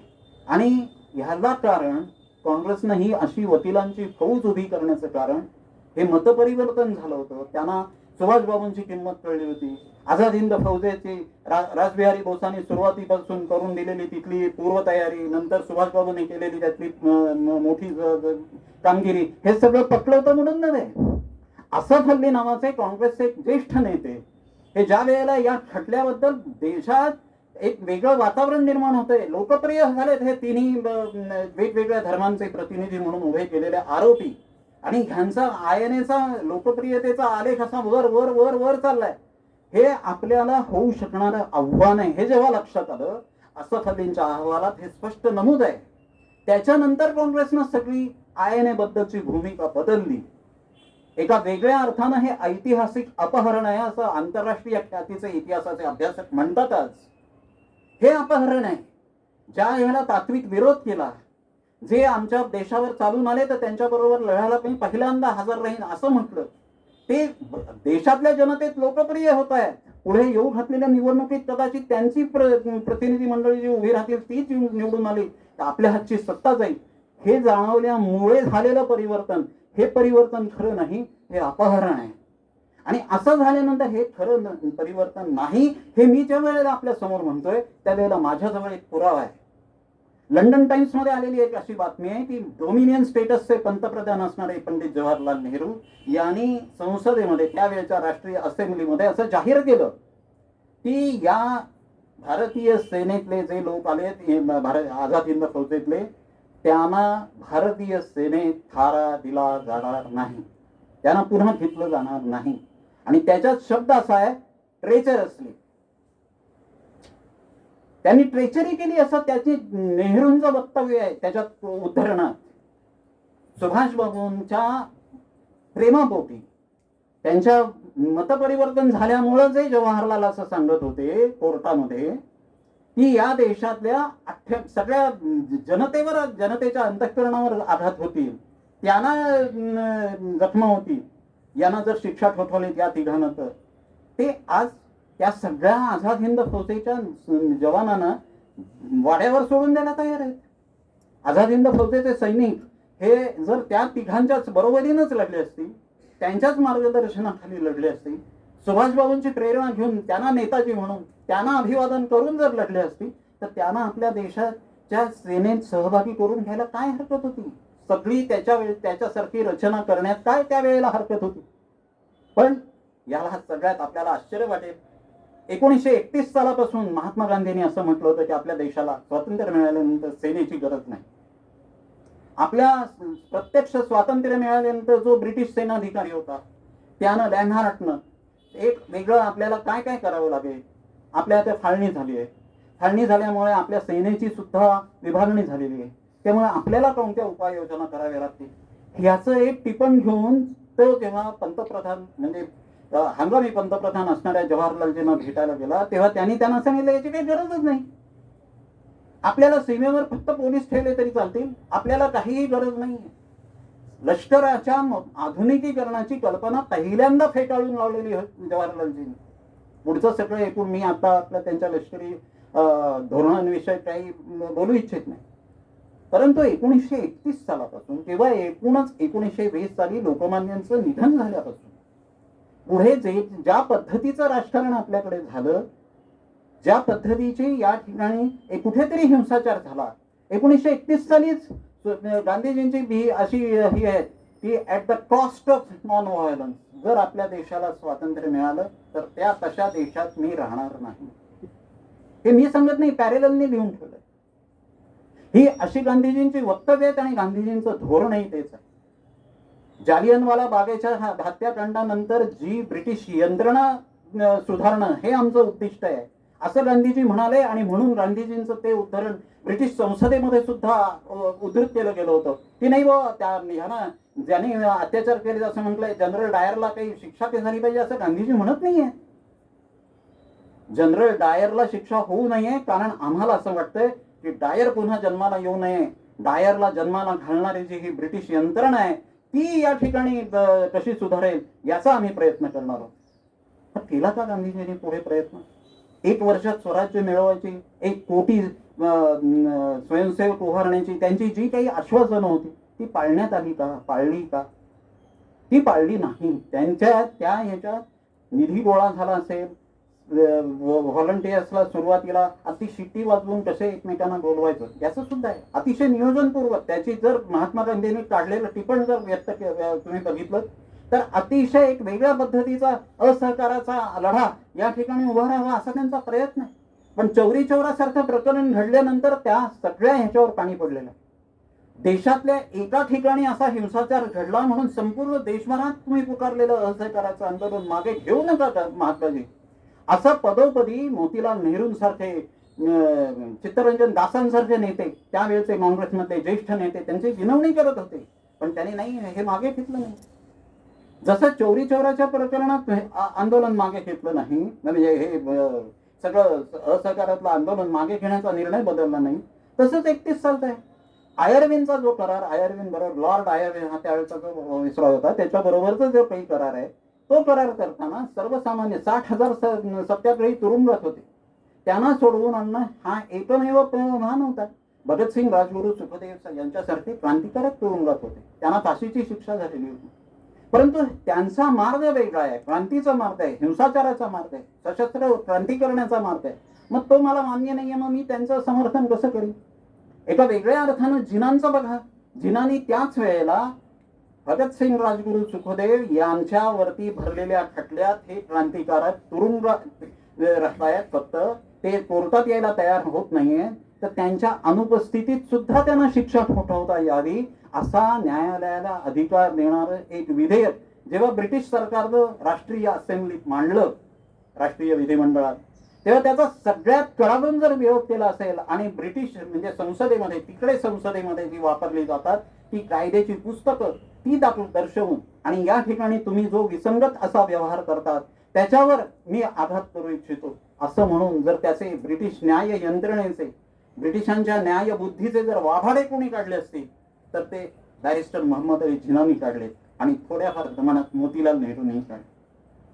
हे तुम्ही त्यांच्या विरोधात जे हा विधेयक जे आणले ते पर्सिक्युशनसाठी आहे का प्रोसिक्युशनसाठी आहे? तुम्ही त्यांच्या विरुद्ध खटला चालवण्यासाठी आहे की त्यांचा टाटा काढण्यासाठी आहे? याच्याबाबतची गांधीजींची भूमिका आहे, तुम्ही बघा, त्याचा अभ्यास करा. वेगळ्या पद्धतीने मी सांगतोय म्हणून नाही. आणि याच्या आयरिश निरनिराळ्या स्वातंत्र्य योद्ध्यांचं उदाहरण डोळ्यासमोर ठेवून या हिंदुस्थान रिपब्लिकन सोशलिस्ट आर्मीच्याही लोकांनी जे आमरण उपोषणाचं हे केलं आणि जतीन दासांसारखे कित्येक दिवस आमरण उपोषण करून मरण पावले, त्यांच्या विरुद्ध 4 ओळीचा श्रद्धांजलीचा एक ठराव सुद्धा ज्या गांधीजींनी हा केला नाही का, तर त्यांचा जो मार्ग आहे तो माझ्या याच्यात अहिंसेच्या याच्याशी तत्वाशी विसंगत आहे असं म्हणून गांधीजी त्यांचा त्या जतीन दासांच्या खूप हडताळात झालेल्या मृत्यूच्या बद्दल सुद्धा तो खोटा व्यक्त करायला तयार नव्हते. त्यांना भगतसिंग राजगुरू सुखदेव यांना 24 मार्च 1931 रोजी दिली जाणारी फाशी 23 मार्च, आणि आपल्याला सगळ्या जगात कुठेही फाशी दिली जाते ती पहाटे दिली जाते. 23 मार्च संध्याकाळी या तिघांना भगतसिंग राजगुरू सुखदेव यांना फाशी दिलं. या ब्रिटिश अन्यायाचा निषेध त्याने केला. त्यांनी हा एका वेगळ्या पद्धतीने अशा पद्धतीचे जे जे वेगवेगळे मुद्दे आहेत ते सुभाषबाबूंना खटकत होते. आणि सुभाषबाबू हे एकमेव असे आहेत की ज्यांनी गांधीजींच्या संपूर्ण 1920 सालापासून किंवा त्याच्या अगोदरपासून सुरू झालेल्या एकूण नेतृत्वाला आव्हान दिलं. आणि मी मुद्दाम आपल्याला सांगतो, माझ्या अभ्यासातला एक मला आनंदाचा आणि अभिमानाचा वाटणारा क्षण मी आपल्याशी मुद्दाम आपल्या समोर सांगू इच्छितो की माझ्या या अभ्यासाच्या दौऱ्यांमध्ये मी वेगवेगळ्या वेळेला जेव्हा कलकत्त्याला गेलो होतो त्यावेळेला कलकत्त्याला जसं नेताजी भवन आहे तसं नेताजींचाच विचार पुढे नेण्यासाठी खूप पूर्वी त्यांच्या एका सहकारीनं लीला रॉय नावाच्या एका सहकारी महिलेनं कार्यकर्तीनं असं सुरू केलेलं आणि रवींद्रनाथांनी त्याचं नामकरण केलं असं मासिक आहे जयश्री नाव. बंगाली आहे, बंगाली इंग्लिश असं द्वैमासिक मासिक. त्या द्वैमासिकाच्या निरनिराळ्या अंकांमध्ये मी बोईमेला म्हणजे बुक फेअर जे असतं कलकत्त्याला भरणार आपल्या देशातलं एक महत्वाचं ग्रंथ प्रदर्शन त्याच्यासाठी गेलेलो होतो. त्यावेळेला माझी ओळख झाली. मला लक्षात आलं माझं त्या जयश्री मासिकातल्या यांच्याशी विजय नॉब नावाचे ते त्यांचे कार्यकारी संपादक होते त्यांच्याशी बोलणं झालं आणि त्यांनी मला निरनिराळे जे अंक त्यांचे विशेष अंक होते दर वर्षी जानेवारीत काढतात हे ते काढले. मला त्याच्याबद्दलचं जे चालत असताना 1928 साली आमच्या पुण्यात टिळक स्मारक मंदिरात काँग्रेसचं प्रांतिक अधिवेशन भरलेलं होतं आणि त्या अधिवेशनाचे अध्यक्ष होते सुभाषबाबू. सुभाषबाबूंचं त्या अधिवेशनात झालेलं भाषण, संपूर्ण भाषण हे पुण्यातल्या एका शिवाजी मुद्रणालय या यांनी छापलेलं हे त्या जयश्री मासिकाच्या एका अंकात मिळालं. 1 जानेवारीच्या 2006 सालच्या याच्यात मिळालं.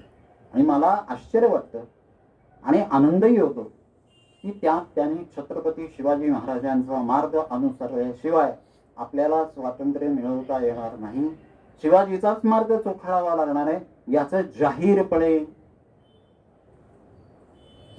प्रकटन केलेलं होतं, निवेदन केलेलं होतं, ठासून सांगितलं होतं. लोकमान्यांच्या बद्दल पुण्यात हे होतं म्हणून लोकमान्यांबद्दल आदर व्यक्त केलेला होता. लोकमान्यांच्या एकूण सगळ्या मंडालीतल्या तुरुंगामध्ये मला लोकमान्यांबद्दल आदर वाटत होताच, पण मला त्यांना सुभाषबाबूंना मंडालेत पाठवलेलं आहे. जवळजवळ 2.5 वर्ष ते मंडालेत आहेत. त्यांच्यावरती कोणताही आरोप न ठेवता ब्रिटिशांनी पाठवलेला आहे. त्यावेळची त्यांची पत्र उपलब्ध आहेत, आपण पहा, तरुणांनी तर अवश्य पहा. त्यांच्यावर काय काय अत्याचार झाले आहेत, त्यांनी काय काय सहन केलंय. दुर्गा पूजेचा उत्सव साजरा करता यावा, जसा ईदचा उत्सव साजरा केला जातो, ख्रिसमसचा होतो, तसं दुर्गा पूजेचा का उत्सव होत नाही, राजबंद्यानं त्यावेळेला का त्याच्या वेगळा भत्ता दिला जात नाही, याच्यासाठी अन्न सत्याग्रह केलाय, दंडुके खाल्ले तिथल्या वॉर्डनचे. अशा सगळ्या त्या मंडालीतल्या ह्याच्यात त्यांनी त्या पत्रात लिहिलंय. ते पत्र नंतर प्रसिद्ध झालंय, आरा भटानं पाठवलं होतं केसरीच्या संपादक विभागातल्या की त्याचा उल्लेख त्या भाषणातही केला त्याने की मी त्या ठिकाणी जेव्हा राहिलो, मी धनाघाती आघात आपल्या मनशक्तीवर इच्छाशक्तीवर होणारे हे सहन तेव्हा केले, तेव्हा मी लोकमान्यांची एकूण सगळी जी काही तितिक्षा आहे ती अनुभवली, त्याला शतशः प्रणाम. असं म्हणून लोकमान्यांच्या बद्दलचा लोकमान्य आणि चित्तरंजन दास यांच्या मैत्रीचा तर उल्लेख त्यांनी त्या ठिकाणी त्या भाषणात केलाच, पण त्यांनी हे सांगितलं की छत्रपती महाराजांचं पहिलं बंगाली चरित्र, आणि आज वाईट सातारा जिल्ह्यात आहे मी त्याला उल्लेख करणं अत्यंत आवश्यक. सुभाषबाबूने त्या 28 सालच्या पुण्यातल्या भाषणात असा उल्लेख केला होता की याच्यासाठी एक बंगाली पंडित हे सातारला राहून अभ्यास करून गेले, सातारा जिल्ह्यात येऊन. कदाचित ते त्यावेळेला वाईला पण आलेले असतील, वाईच्या इथल्या लोकांकडूनही छत्रपतींच्या अभ्यासासाठी काही साधनं त्यांनी गोळा केली असतील. पण बंगालीतलं पहिलं शिवाजी महाराजांचं चरित्र हे तेव्हापासून आम्हाला त्याचं प्रेरणादायी देत ठरलं. आणि शिवाजीचा मार्ग अनुसरल्याशिवाय आपल्याला स्वातंत्र्य मिळवणं शक्य होणार नाही असा माझा विश्वास आहे, असं त्यांनी त्यावेळेला सांगितलं होतं. आता मला सांगा, शिवाजी हा अफजल खानाच्या वधाचं निमित्त करून बंगाली जगन्नाथ सरकार यांनी लिहिलेलं जे काही त्यांच्याबद्दलचं हे होतं ते वाचून ज्यांची मतं बदलली, मतं तयार झालेली होती, अशा ह्यांनी वेळोवेळी शिवाजी महाराजांना जी दूषणं दिली होती ते काँग्रेसचे नेते प्रमुख होते. वाट चुकलेला देशभक्त असं शिवाजी महाराजांना म्हणणारे जे होते, किंवा त्यांना ट्रेचरस म्हणून त्यांनी केलेल्या याच्या अफजल खानाच्या खुनाच्या बद्दल त्यांच्यावरती लांछन लावणारे जे लोक होते ते काँग्रेस, त्यांच्या हातात काँग्रेसचे नेतृत्व होतं. आणि अशा परिस्थितीत एका महाराष्ट्रातल्या प्रांतिक काँग्रेस अधिवेशनात जाहीरपणे की शिवाजी महाराजांचाच मार्ग अनुसरल्याशिवाय आपल्या देशाला स्वातंत्र्य मिळणार नाही असं सुभाषबाबू म्हणून गेले होते. मी महाराष्ट्र टाइम्समध्ये काही वर्षांपूर्वी हे माझं जे मला मिळालेलं भाषण आहे त्या भाषणाच्या आधारानं लेख लिहिला होता, तो प्रसिद्ध झालाय, नेताजी आणि शिवाजी असा आणि या सगळ्या एकूण या सगळ्या पार्श्वभूमीवर आपण विचार करा की जर सुभाषबाबूंच्या विरोधात अलीकडे आता जे मी मगाशी म्हटलं ज्यांच्यासाठी सातारच्या अधिवेशनाचे जे अध्यक्ष हे ठरलेले नियोजित अध्यक्ष आहेत विश्वासराव पाटलांनी अलीकडच्या काळात काही जे लेख लिहिले, विधानं केली की ते परत आले असते. त्यांचं म्हणणं असं आहे की ते गेले, एकेकाळी ते मानत होते की अपघात झाला नाही आणि 1945 साली सुभाषबाबूंचं निधन झालं याच्यावर माझा विश्वास नाही. त्यांना आलेले वेगवेगळे अनुभव वीज सारख्या मल्याळम मनोरमा ग्रुपतर्फे प्रसिद्ध होणाऱ्या साप्ताहिकामध्ये त्यांनी छोटीशी मुलाखत होईना पण दिली होती आणि त्याच्यात सांगितलं होतं की माझ्यावर जपानमध्ये किंवा दिल्लीतल्या राष्ट्रीय संग्रहालयामध्ये मी जेव्हा अभ्यास करायला जात असे आणि एखादी माझ्या हातात फाईल आली वेगळी तर लगेच त्या माझ्यावरती पाळत ठेवल्यासारखी सुरू व्हायची आणि माझ्या हातातून फाईल जायची किंवा तुम्ही हे कशासाठी अभ्यास करताय, काय करताय असं विचारलं जायचं.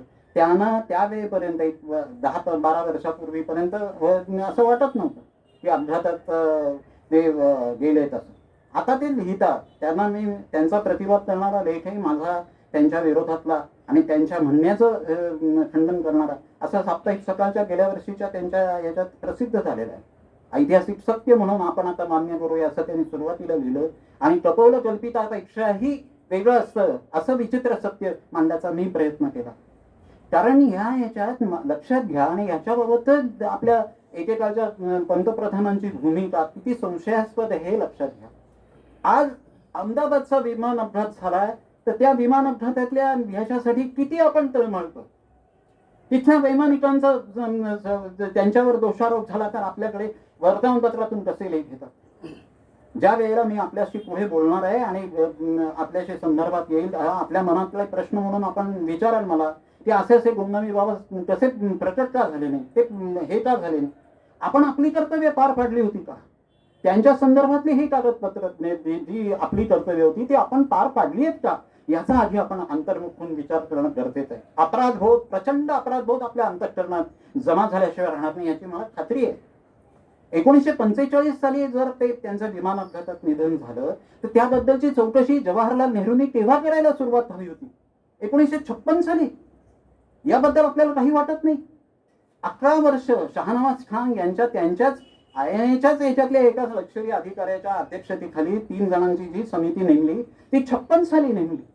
राधा विनोद पाल हे एक मोठे आपले भारतीय न्यायविद असे टोकियो ट्रायल्सच्या याच्यावर होते. टोकियो ट्रायल्स म्हणजे काय आपल्यापैकी अनेकांना माहिती नसेल म्हणून मुद्दाम थोडक्यात सांगतो. ज्याप्रमाणे दुसरं महायुद्ध संपल्यानंतर जर्मनीतल्या निरनिराळ्या लष्करी अधिकाऱ्यांविरुद्ध, नाझी अधिकाऱ्यांविरुद्ध खटले भरले आणि न्यूरेमबर्ग ट्रायल्स चालवली दोस्त राष्ट्रांनी, तशी जपानी अधिकाऱ्यांविरुद्ध, लष्करी अधिकाऱ्यांविरुद्ध चालवलेला खटला म्हणजे टोकियो ट्रायल्स. त्या टोकियो ट्रायल्सच्या 11 न्यायमूर्तींमध्ये हे राधा विनोद पाल नावाचे भारतीय न्यायाधीश होते आणि ते एकमेव असे न्यायाधीश होते की ज्यांनी जपानी अधिकाऱ्यांना, लष्करी अधिकाऱ्यांना दोषी मानण्यास स्पष्टपणे नकार दिला. जर जपानी अधिकाऱ्यांना दोषी मानायचं असेल तर वसाहतवाद चालवणाऱ्या, साम्राज्यवाद पोचणाऱ्या अशा सगळ्या युरोपीय देशांना सुद्धा दोषी मानावं लागेल असं त्यांनी म्हटलं. आणि जपानमध्ये त्यांना आज प्रचंड मान्य आहे, आजही मान्यता आहे. त्यांचं स्मारक आहे आज जपानमध्ये. अनेक वेळेला आपले जे राजकीय नेते तिकडे जातात तेव्हा त्यांना राधा विनोद पाल यांच्या तिथल्या स्मारकाला सुद्धा भेट देणं भाग पडतं. गौतम बुद्धांच्या नंतर सुद्धा काही वेळेला महात्मा गांधी आणि नंतर राधा विनोद पाल यांचं नाव जपानी राजनैतिक अधिकारी घेतात त्यांच्या बरोबरच्या आपल्या बरोबरच्या चर्चेतून सुद्धा. तर हे राधा विनोद पाल यांच्या अध्यक्षतेखाली कलकत्त्यातल्या नागरिकांकडून एक चौकशी समिती नेमली जाईल अनधिकृतपणे, आणि ती या सगळ्या प्रकरणाचा छडा लावी असा प्रयत्न सुरू झालाय. हे कळल्याबरोबर जवाहरलालजींनी 56 साली शहानवाज कमिटी नेमली. हे सगळे जे काही पुढे हे झाले त्याच्यातली मी 2च उदाहरणं आपल्याला देतो. 1921 साली या देशात परत आले जेव्हा केम्ब्रिज मधून सुभाषबाबू, तेव्हा त्यांनी चित्तरंजन दासांना पाठवलेली पत्र आहे. त्या पत्रांमध्ये या देशाचं एकूण पुनरुभारणी करताना कसं नियोजन असलं पाहिजे, कशी इथली उद्योगांची उभारणी केली पाहिजे, समाज रचना कशी बदलली पाहिजे, आपलं लष्कर कसं असलं पाहिजे, वेगवेगळ्या याच्यावर आपण अभ्यास केला पाहिजे. आणि आपलं मार्गदर्शन मला मिळालं तर फार बरं होईल. मी अशी नोकरी व त्या याचा राजीनामा देऊन याचा ICSचा मी परत येतोय. माझ्या देशाची सेवा करण्यासाठी मी आपल्या मार्गदर्शनाखाली हे रुजू व्हायला तयार आहे. अशी जी पत्र लिहिली आहे ती पत्र या पद्धतीच्या त्यांच्या राष्ट्रीय नियोजनाबद्दलची आस्था दाखवणारी आहे. ही पत्र उजेडात यायला किती वेळ जावा? ज्या नियोजन मंडळाची नियुक्ती ही सुभाषबाबूंनी ते राष्ट्रीय अध्यक्ष झाल्या केली, आणि सुभाषबाबूंनी जवाहरलालजींना ज्या राष्ट्रीय नियोजन आयोगाचा अध्यक्ष नेमलं त्या नियोजन आयोगाच्या तर्फे हे असे सुभाषबाबूंचे सगळे विचार केव्हा प्रकट झाले, केव्हा एकत्र झाले आपल्याला कल्पना आहे? 1997 मध्ये मधु दंडवते हे ज्या वेळेला नियोजन आयोगाचे अध्यक्ष होते, उपाध्यक्ष, त्यावेळेला त्यांच्याकडून त्यांच्या एका महत्वाच्या प्रस्तावनेसह सुभाषबाबूंचे हे सगळे विचार प्रकट झाले. मधु दंडवते तर हिंदुत्ववादी नव्हते, त्यांना नाही मानता येणार. नाग गोरे हे काही हिंदुत्ववादी असा शिक्कामोर्तब झालेले नव्हते. नाग गोरे, नानासाहेब गोरे हे ज्या वेळेला भारतीय हायकमिशनर म्हणून ब्रिटनमध्ये होते त्यावेळेला ब्रिटनकडून ट्रान्सफर ऑफ पॉवर नावाचे काही खंड प्रसिद्ध झाले, 12 खंड प्रसिद्ध झाले. त्यात एका खंडामध्ये थोडासा माउंटबॅटनशी संबंधित असा उल्लेख होता की सुभाषबाबूंच्या अपघाती निधनाबद्दल शंका निर्माण झाली, आणि ती शंका निरसन करून घेण्यासाठी नानासाहेबांनी माउंटबॅटनला पत्र जे पाठवलंय त्याच्यात त्यांनी तुलना केली आहे की जवाहरलालजींपेक्षा सुद्धा एका वेळेला असा होतं त्या महाराष्ट्रातला किंवा देशातला तरुण युवक हा सुभाषबाबूंकडे जास्त आदर्श नेता म्हणून पाहत होता, आशेनं पाहत होता. आणि असं असताना नरहर कुरुंकर असं लिहितात की त्या वेळेला सगळ्यात ह्याच्यात ते सुभाषबाबूंची काही लोकप्रियता अशी फार नव्हती, जवाहरलाल सगळ्यात लोकप्रिय होते. आणि अशी सरसकट विधानं या लेखात केलेली आहेत. त्या सुभाषबाबूंच्या संदर्भात नेताजींचं असं हे करणारे आपल्याकडचे अनेक विचारवंत आहेत. त्या विचारवंतांना शह देणं हा माझा उद्देश नाही आहे. सुभाषबाबूंच्या बद्दलची खरी इमेज, खरी त्यांची प्रतिमा ही आपल्या समोर यावी यासाठी जो काही प्रयत्न चालू आहे त्याच्यात अनुज धर यांच्यासारखे जे पत्रकार आहेत त्यांनी जी एक वेगळी दिशा दाखवली, ती दिशा फैजाबाद पर्यंत जाऊन पोहोचते. ती म्हणजे अशी आहे की या संपूर्ण सुभाषबाबूंच्या अपघाती निधनाच्या खोटारडेपणानंतर किंवा ते अपघाती निधनानंतर ते झाले कुठे राहिले असे जे प्रश्न आहेत त्याला एक वेगळ्या पद्धतीचा हा आहे, तो म्हणजे ते रशियात राहिले. स्टालिननं सुब्रमण्यम स्वामींसारखे म्हणतात की स्टालिननं त्यांना मारून टाकलं, त्याच्याबद्दलचं हे आहे. ते खोडून काढता येण्यासारखे असे रशियातूनच बाहेर आलेले निरनिराळे पुरावे आहेत. परंतु स्टालिनच्या तुरुंगात ते होते, स्टालिनच्या तुरुंगात होते का स्टालिनच्या राजवटीत त्यांच्या सोव्हिएत आश्रयाला होते याबाबत वाद आहे. याच्याबद्दलची अनेक कागदपत्र सोव्हिएत युनियननं अजूनही खुली केलेली नाही.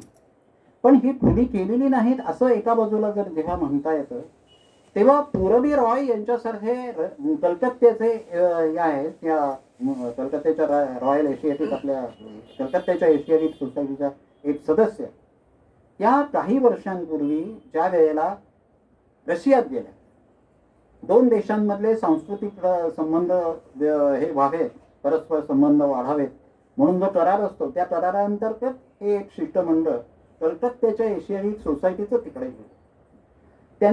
त्यांना नेमून दिलेला विषय काय होता? 1917 मध्ये जी रशियात राज्यक्रांती झाली तिथपासून ते 1947 म्हणजे भारत स्वतंत्र झाला तोपर्यंत या 30 वर्षात भारतीय क्रांतिकारकांशी रशियन राजवटीचे असणारे संबंध याचा अभ्यास करायचा. की या ठिकाणी एका संग्रहालयात अभिलेखागारात जेव्हा त्या गोरोबीराय गेल्या होत्या त्यावेळेला त्यांना अशा एका पत्राचा संदर्भ देऊन निरनिराळे एशिया अँड आफ्रिका नावाच्या नियतकालिकातले 3 लेख मिळाले की ज्यात 1944 साली सुभाष बाबूंनी जपानमधल्या रशियन राजदूताला लिहिलेल्या पत्राचा दाखला होता. तोपर्यंत रशियाकडून कायम असं पत्रच मिळालेलं नाही.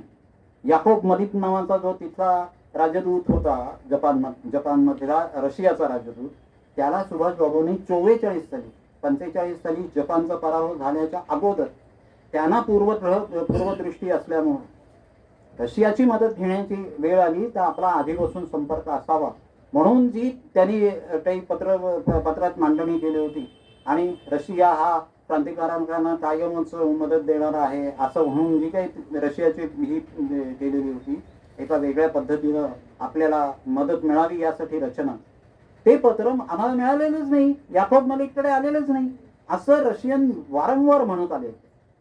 आणि ते पत्र त्या पत्रातल्या तपशिलासह या क्यू मधल्या त्या एशिया अँड आफ्रिका या नियतकालिकाच्या 3 लेखांकात मध्ये ह्या गोरोबीरायांना दिसलं. त्या रशियन भाषेच्या अभ्यासक त्यांनी आणखीन खणून काढलं आणि त्यांचं पुस्तक आहे आता रशियन अँगलवरती प्रकाश टाकणार त्याच्यातून.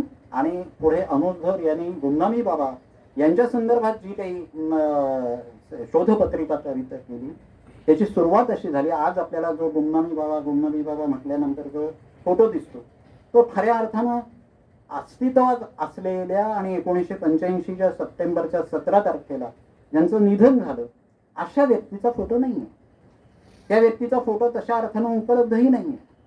परंतु प्रत्यक्षात वीर संघवी हे अलीकडे हिंदुस्तान टाइम्समध्ये खाद्य संस्कृतीवर देशोदेशीच्या खाद्य संस्कृतीवर लिहिणारे जे मोठे विख्यात पत्रकार आहेत त्या पत्रकारांच्या नेतृत्वाखाली 2000 साली हिंदुस्तान टाइम्स या दिल्लीतून प्रकाशित होणाऱ्या एका वर्तमानपत्रानं त्यावेळेला ज्या मुखर्जी आयोगाचं सुभाषबाबूंच्या मृत्यूच्या संदर्भात कामकाज चालू होतं त्या आयोगाला समांतर अशी एक शोधपत्रिका सुरू केली, मोहीम सुरू केली. आणि त्या मोहिमेत सुरुवातीला हा अनुजधर नावाचा एक तरुण पत्रकार दाखल झाला. त्याला सुरुवातीला आज आपल्याला किंवा मी प्रत्यक्षात फैजाबादला गेलो तेव्हा माझ्या मनात जे जे प्रश्न होते ते सगळे प्रश्न होते. ते प्रश्न घेऊन तो तिथे गेला आणि त्यानंतर निरनिराळ्या तिथल्या स्थानिक पत्रकारांशी भेटल्यानंतर त्या रामभवन मधली स्थिती पाहिल्यानंतर डिस्ट्रिक्ट मॅजिस्ट्रेटच्या कस्टडीत असलेली कागदपत्र पाहिल्यानंतर त्या कागदपत्रांवरची अक्षरं खुणा त्यांच्यावरती मार्जिनमध्ये केलेले शेरे मारलेले त्यांची वापरात असलेली निरनिराळी साधनं पाईपपासून नाण्यांपासून नकाशांपर्यंत असलेलं सगळं सामानातलं हे पाहिल्यानंतर याचा जो काही त्यांना अनुभव येतलेला त्याचा राईट ऑफ इन्फॉर्मेशन आहे, माहिती अधिकाराचा कायदा जो आहे त्या कायद्याचा वापर करून न्यायालयांकडून आणि या माहिती आयोगाच्या निरनिराळ्या स्तरीय अशा रचनेकडून अनेक कागदपत्र खुली करायला लावली आहे या अनुजधर आणि त्यांच्या नेताजी मिशन या संघटनेनं तरुणांनी स्थापन केलेली ही एक वेगळी संघटना आहे, यंत्रणा आहे.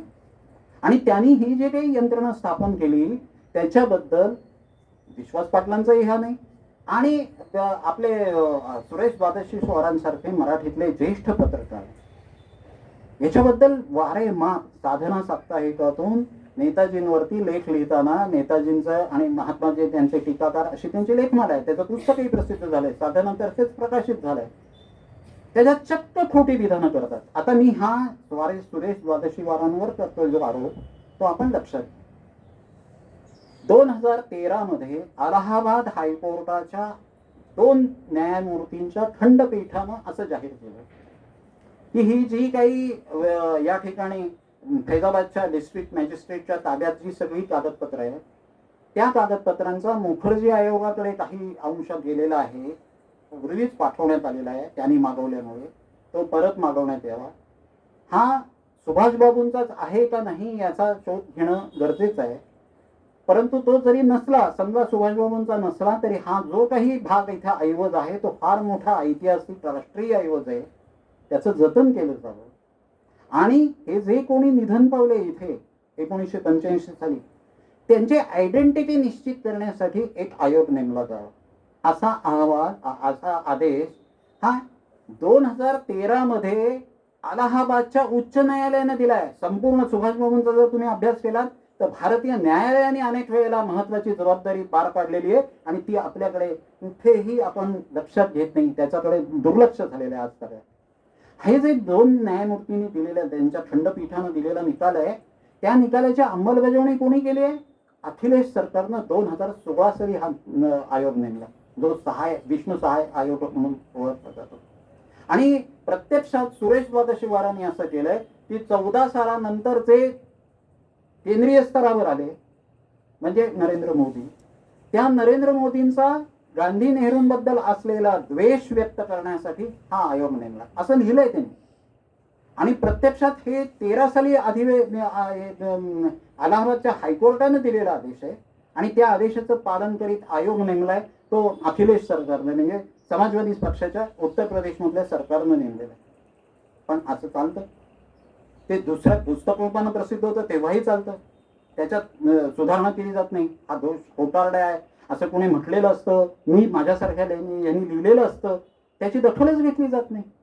आणि असं हे जे काही चालू असलेलं एकूण प्रकरण आहे, त्यामुळे आपल्याला असं वाटतं की नाही बाबा हा सगळा सावळा गोंधळ आहे. पण याच्याबद्दल 2-3 थोडे माझे अनुभव आणि माझे ऐकलेले, मी त्या ठिकाणी निरनिराळ्या पत्रकार मित्रांना खुद्द जे त्या 2 खोल्यांमध्ये, 2 अंधाऱ्या खोल्यांमध्ये सुभाषबाबूंच्या शेवटच्या दिवसांमध्ये काय काय झालं याचा अभ्यास करण्यासाठी मी तिथे जे गेलेलो होतो, ते माझे अनुभव आणि तिथल्या इतर लोकांचे अनुभव मी थोडक्यात आपल्या समोर सांगतो आणि आजचं माझं हे आपल्या समोरचं बोलणं थांबवतो. आपल्याला असं वाटतं की हे सगळं खोटं आहे, हे कशासाठी हे झालंय, तर एका वेगळ्या अर्थानं काय काय घडलं हे आपण बघितलं पाहिजे. 1985 साली फक्त 13 लोकांच्या उपस्थितीत त्या गुमनामी बाबांमुळे, भगवानजी म्हणून ओळखले जायचे, पडदा बाबा म्हणून ओळखले जायचे, जे केवळ पडदा ठेवून समोरच्या व्यक्तीशी बोलायचे म्हणून त्यांना पडदेवाला बाबा म्हणून, जे गुमनाम म्हणजे ज्यांनी नाव आपलं कुठे फारसं जाहीर केलं नाही, ज्याने कोणाशीही फारसं बाहेर संपर्क नसेल, अशा किंवा कलकत्त्याहून येणाऱ्या आपल्याच काही 4-2 मित्रांबरोबर त्यांना जे लागणारं साहित्य ते मागवून घेईल, ते कुठे फैजाबादला, अयोध्येला फिरले, इकडे फिरले तिकडे फिरले गेले, असं कधी झालेलं लोकांच्या नजरेला आलेलं नाही. असे हे जे बाबा, त्या बाबांच्या याच्याबद्दल 85 साली फक्त 13 लोक त्यांच्या अंत्यसमयी होते. शरयू नदीच्या तीरावर एका ठिकाणी त्यांचं दहन झालं. ते दहन जेव्हा होतं त्यावेळेला लाखो लोक ज्या व्यक्तीच्या अंत्ययात्रेला हजर राहिले असते, या अंत्ययात्रेला फक्त आपण 13 लोक आहोत. असा होऊनका अत्यंत स्वाभाविकपणे त्यांच्या सेवेत असणाऱ्या एका माणसाच्या याच्यातून बाहेर पडला. आणि मग ती षटकर्णी वार्ता झाली. मग स्थानिक पत्रकारांनी त्याचा हे घेतला आणि मग ते गेले. ते नेताजी असते, सुभाषबाबू होते का, अशी तिथल्या स्थानिक वर्तमानपत्रांमध्ये, मग उत्तर प्रदेशमधल्या काही इंग्रजी वर्तमानपत्रांमध्ये अशी लेखमाला प्रसिद्ध झाली. ती लेखमाला बघून ललिता बोस नावाची सुभाषबाबूंची पुतणी, ही त्यावेळेला 86च्या सुरुवातीला ही तिथे त्यावेळेला गेली. प्रत्यक्षात हे जसं मी मगाशी म्हटलं, शबलमारी बाबा किंवा इतर हे निरनिराळ्या ठिकाणी साधू असे याच्यावरती अनेक वेळेला वार्ता ह्या झालेल्या आहेत, प्रसिद्ध झाल्या आहेत, म्हटलं झालंय, दावे प्रतिदावे मग ते खोटे आहेत हे सिद्ध झालं. यामुळे स्वाभाविकपणे त्या कंटाळलेल्या होत्या. असं फार पूर्वी घडलेलं आहे त्यांच्या ह्याच्यात, की त्यांना ऐकिवात आलं की अरे आमच्या आमच्या ठिकाणी असा जो बाबा आहे ना तो सुभाषबाबू आहे, ते दिसतात बघ तसं, कपाळ तसंच आहे अगदी, आणि नाही अरे डोळे तसेच आहे, असं कोणीतरी सांगितलं की या जाऊन पाहायच्या आणि त्यांना अपेक्षा म्हणून व्हायचं, निराशा पदरात पडायची. म्हणून हे जरी झालं तरी त्या अगदी यानं म्हणजे अनास्थेनं तिथे पोहोचले. त्यांनी पोहोचल्या सुरुवातीला ते शक्तिसिंह म्हणून त्यांचं मी पुस्तक इथे आणलंय, त्या शक्तिसिंहांनी मी त्यांच्याशी बोललोय, हे भगवानजीचे नेताजी था असं त्यांचं पुस्तक आहे, त्यात सगळे डॉक्युमेंट्स आहेत, त्यांनी छापली आहेत, त्याच्यात छायाप्रती आहे. तर ह्या जेव्हा ललिता बोस तिथे ह्या पाहायला गेल्या तेव्हा त्यांना आधी पहिली खोली अंधारी आणि हे पाहिल्यानंतर त्यांचा सगळा हे झाला आणि संतापल्या त्या की अशा याच्यात माझा राजबिंडात काका राहणार आहे आणि अशी राहिला असेल अशी शक्यताच नाही.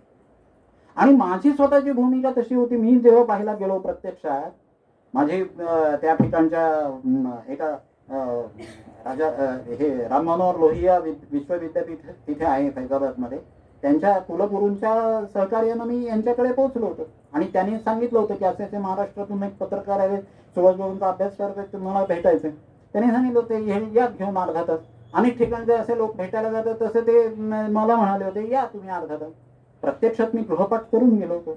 8 दिवसापूर्वी प्रसिद्ध झालेलं लखनौचा एक लॉजिशियन आहे, म्हणजे तर्कशास्त्री आहे, अधीर सोम नावाचं, त्यांनी लिहिलेलं केस हिस्ट्री ऑफ गुमनामी बाबा या नावाचं पुस्तक मी अभ्यासलं होतं. त्यात मी आता ज्या अलाहाबादच्या हायकोर्टाच्या निकालपत्राचा उल्लेख केला ते सगळं निकालपत्र दिलेलं आहे, त्याच्यात छापलेलं आहे. त्यात ती फक्त जी त्यांच्या सामानाची यादी 2600च्या वर असलेल्या सामानातल्या आयटम्सची यादी जी निकालपत्राला परिशिष्टामध्ये जोडली ती फक्त या अधीर सोमच्या पुस्तकात नव्हती, पण बाकीचं सगळं मी वाचलं होतं. आणि हे त्यांना कळल्यानंतर त्यांनी माझ्यासाठी 4 तास घालवले. त्यांनी 25 वर्ष रामभवन या त्यांच्या घरातली एकही चिठ्ठी चपाटी सुद्धा बाहेर जाऊ दिली नव्हती. पण पुरुषभर उंचीचं इतकं छातीभर उंचीची कागदपत्र त्यांनी मला मोकळ्या हस्तानं दिली. त्याच्या झेरॉक्स प्रती तुम्ही घ्या आणि मला संध्याकाळपर्यंत ते परत द्या, हा सगळा ठेवा असं त्यांनी सांगितलं. ती मला मिळाली आणि योगायोगानं त्यावेळेचे जे महाराष्ट्र याचे उत्तर प्रदेशचे राज्यपाल होते राम नाईक, हे माझे जुने ज्येष्ठ स्नेही असल्यामुळे त्यांच्या मार्फत मी तो सगळा ठेवा झेरॉक्स करून मला माझ्यापर्यंत अभ्यासासाठी उपलब्ध करून घेऊ शकलो. आता त्या ह्याच्यात ही निरनिराळी बंगाली कागदपत्र आहेत, निरनिराळे नियतकालिकांचे किंवा वर्तमानपत्रांचे त्यांनी ठेवलेले अंक आहेत. हिमालयन ब्लंडर सारखं जे महत्वाचं 62च्या युद्धावरचं महत्वाचं पुस्तक आहे त्याच्या मार्जिनमध्ये लिहिलेले लेख आहे. इंदिरा गांधींच्या बद्दलचा काही कुठे रेफरन्स आला, त्यांना लावलेली विशेषणं असतील तर त्यातली कुठली विशेषणं बरोबर आहे, कुठली विशेषणं नाहीत, याच्यावरती केलेल्या खुणा आहेत त्या बाबांनी केलेल्या.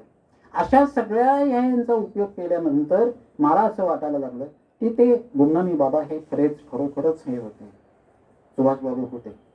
आता आपल्या मनात प्रश्न असा असेल की सुभाषबाबू होते तर ते प्रकट का झाले नाही, ते बाहेर का आले नाही? हा प्रश्न ज्या वेळेला आपण मनात विचारतो त्यावेळेला मला असं वाटतं गुरुदत्तचा प्यासा आठवतो. आपल्यापैकी अनेकांना प्यासा आठवत असेल, माहिती असेल. प्यासातलं जे शेवटचे जे निरनिराळे काही दृश्य आहेत ते आठवा. तो जो त्या चित्रपटाचा नायक आहे त्याच्यावरती गुजारलेला जो प्रसंग आहे तो आठवा. तो मरण पावलाय म्हटल्यानंतर त्याच्याबद्दलची जी काही एकूण सहानुभूतीची लाट उसळलेली असते आणि त्याचाच कविता संग्रह कसा लोकप्रिय होत असतो, त्याच्याबद्दलचा प्रकाशक, त्याची एकेकाची प्रेयसी, हे सगळे कसे होतात, त्याचे भाऊबंद, त्याचे मित्र हे कसे स्वार्थी आत्मतलबी वृत्तीनं कसे वागत असतात याचं आपल्याला त्या चित्रपटात दर्शन मिळतं. आणि नंतर एका सभागृहात असा ज्या वेळेला हा चाललेला असतो तिथे प्रकट होणार वगैरे वगैरे असं जाहीर केलेलं असतं, हे केलेलं असतं.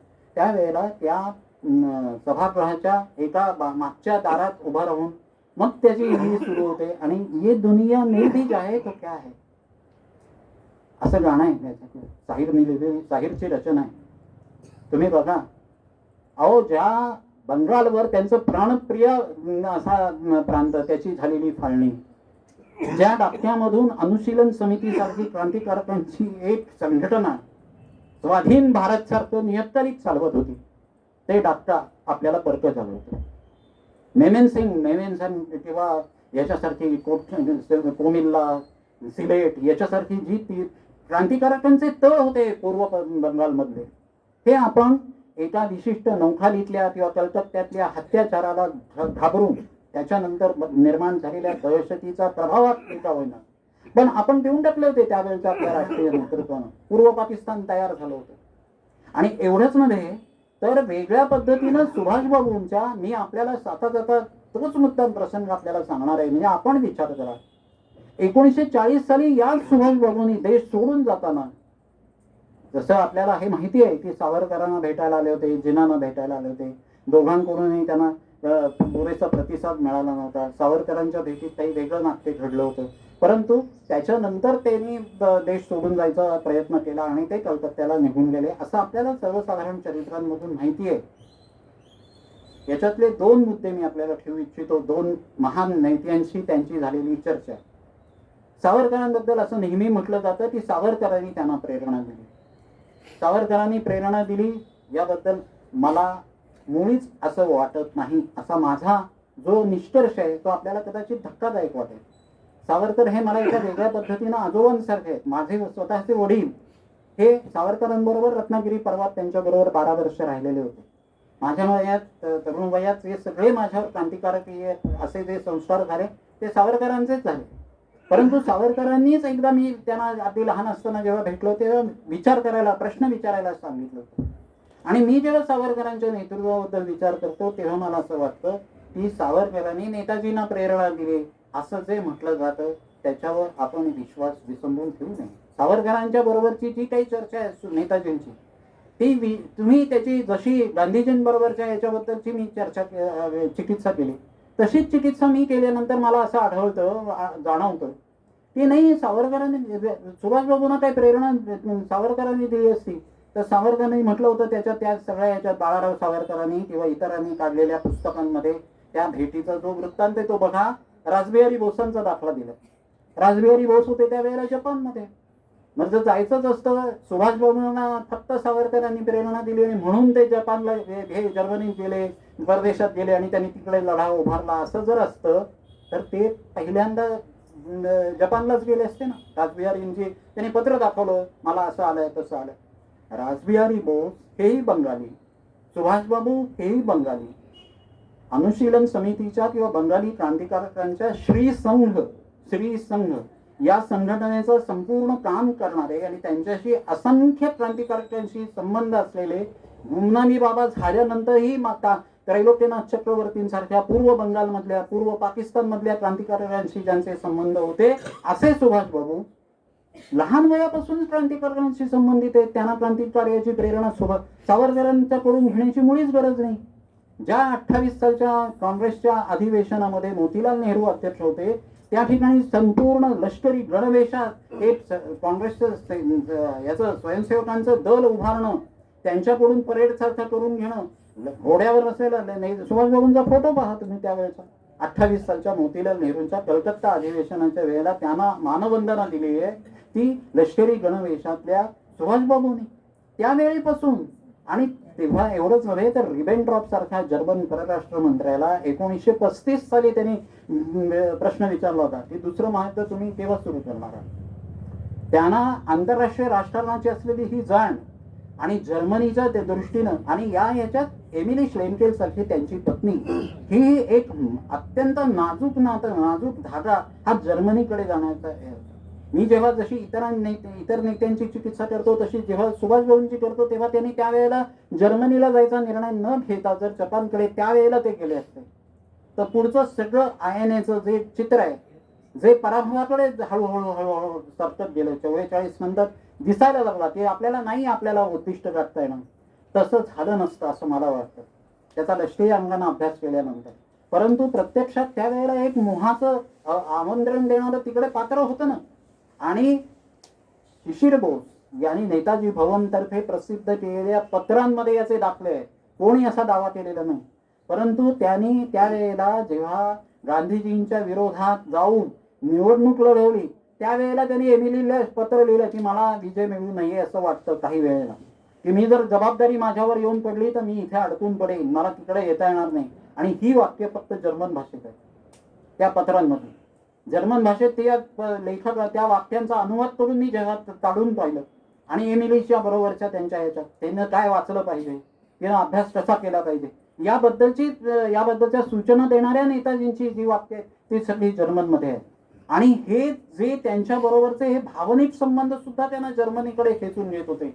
केवळ सावरकरांनी सांगितलं म्हणून ते जर्मनीला जाण्याचीही नाही. आणि ह्याच्या पुढे जाऊन आपण विचार करा, जर असं खरंच सावरकरांनी म्हटलं असतं तर आपण 4 प्रश्न सावरकरांच्या संदर्भात उपस्थित केले पाहिजे. त्याच्यात त्यांनी जे जे लिहिलेलं आहे त्याच्यात असं म्हटलंय की माझ्या डोळ्यासमोर 2-3 लोक असे आहेत की जे असा परदेशात जाऊन लढा उभा करू शकते असं आहे. आपण बघा, काढून बघा. असं म्हटलं जर तात्यांनी, तर मग ते तात्यांच्या डोळ्यासमोरचे, नजरेसमोरचे असे दुसरे 2 कोण होते, कुठे होते? असं परदेशात जाऊन जे हे करू शकतील असे त्यावेळेचे काँग्रेसमधले किंवा इतर देशांमधले कुठले नेते होते? आणि जर तसे ते होते आणि त्यांची नावं फक्त सावरकर गुप्त ठेवत होते, तर ज्या वेळेला आपल्या पूर्व सीमेवर INA-ची, आझाद हिंद फौजेची ही तुकड्या यायला लागल्या, म्हणजे लोक येऊन थळकले, मोईरांग, कोहिमा इथपर्यंत आले, त्यावेळेला या देशात उठाव घडवून आणावा अशी जी मूळची व्यूहरचना होती असं सांगितलं जातं, ती व्यूहरचना अंमलात नाही आली. सुभाषबाबूंनी पाठवलेले असंख्य हेर या देशातल्या लोकांनी पकडून का दिले? जे पकडून दिले, ज्या लोकांनी हेरांना, ते सगळेच्या सगळे काही साम्यवादी नव्हते, ते काँग्रेसमधले होते, इतर ठिकाणचे, इतर संघटनांचे पण होते. आणि असे लोक पकडून दिल्यानंतर त्यांच्या ज्या अपेक्षा होत्या सुभाषबाबूंच्या, त्या सुभाषबाबूंच्या अपेक्षा पूर्ण झाल्या नाही. ज्या जनतेच्या स्वातंत्र्यासाठी ते एवढा त्यांनी रणसंग्राम मांडला होता, त्या जनतेकडून इथे उठाव होईल अशी ते कोणतीही सूत्रम चिन्ह इथे दिसली नाही. या देशातला समाज 42 सालच्या आंदोलनामध्ये जे हे काही घडलं त्याची आपण वीरश्रीयुक्त सगळी माहिती ऐकत असतो.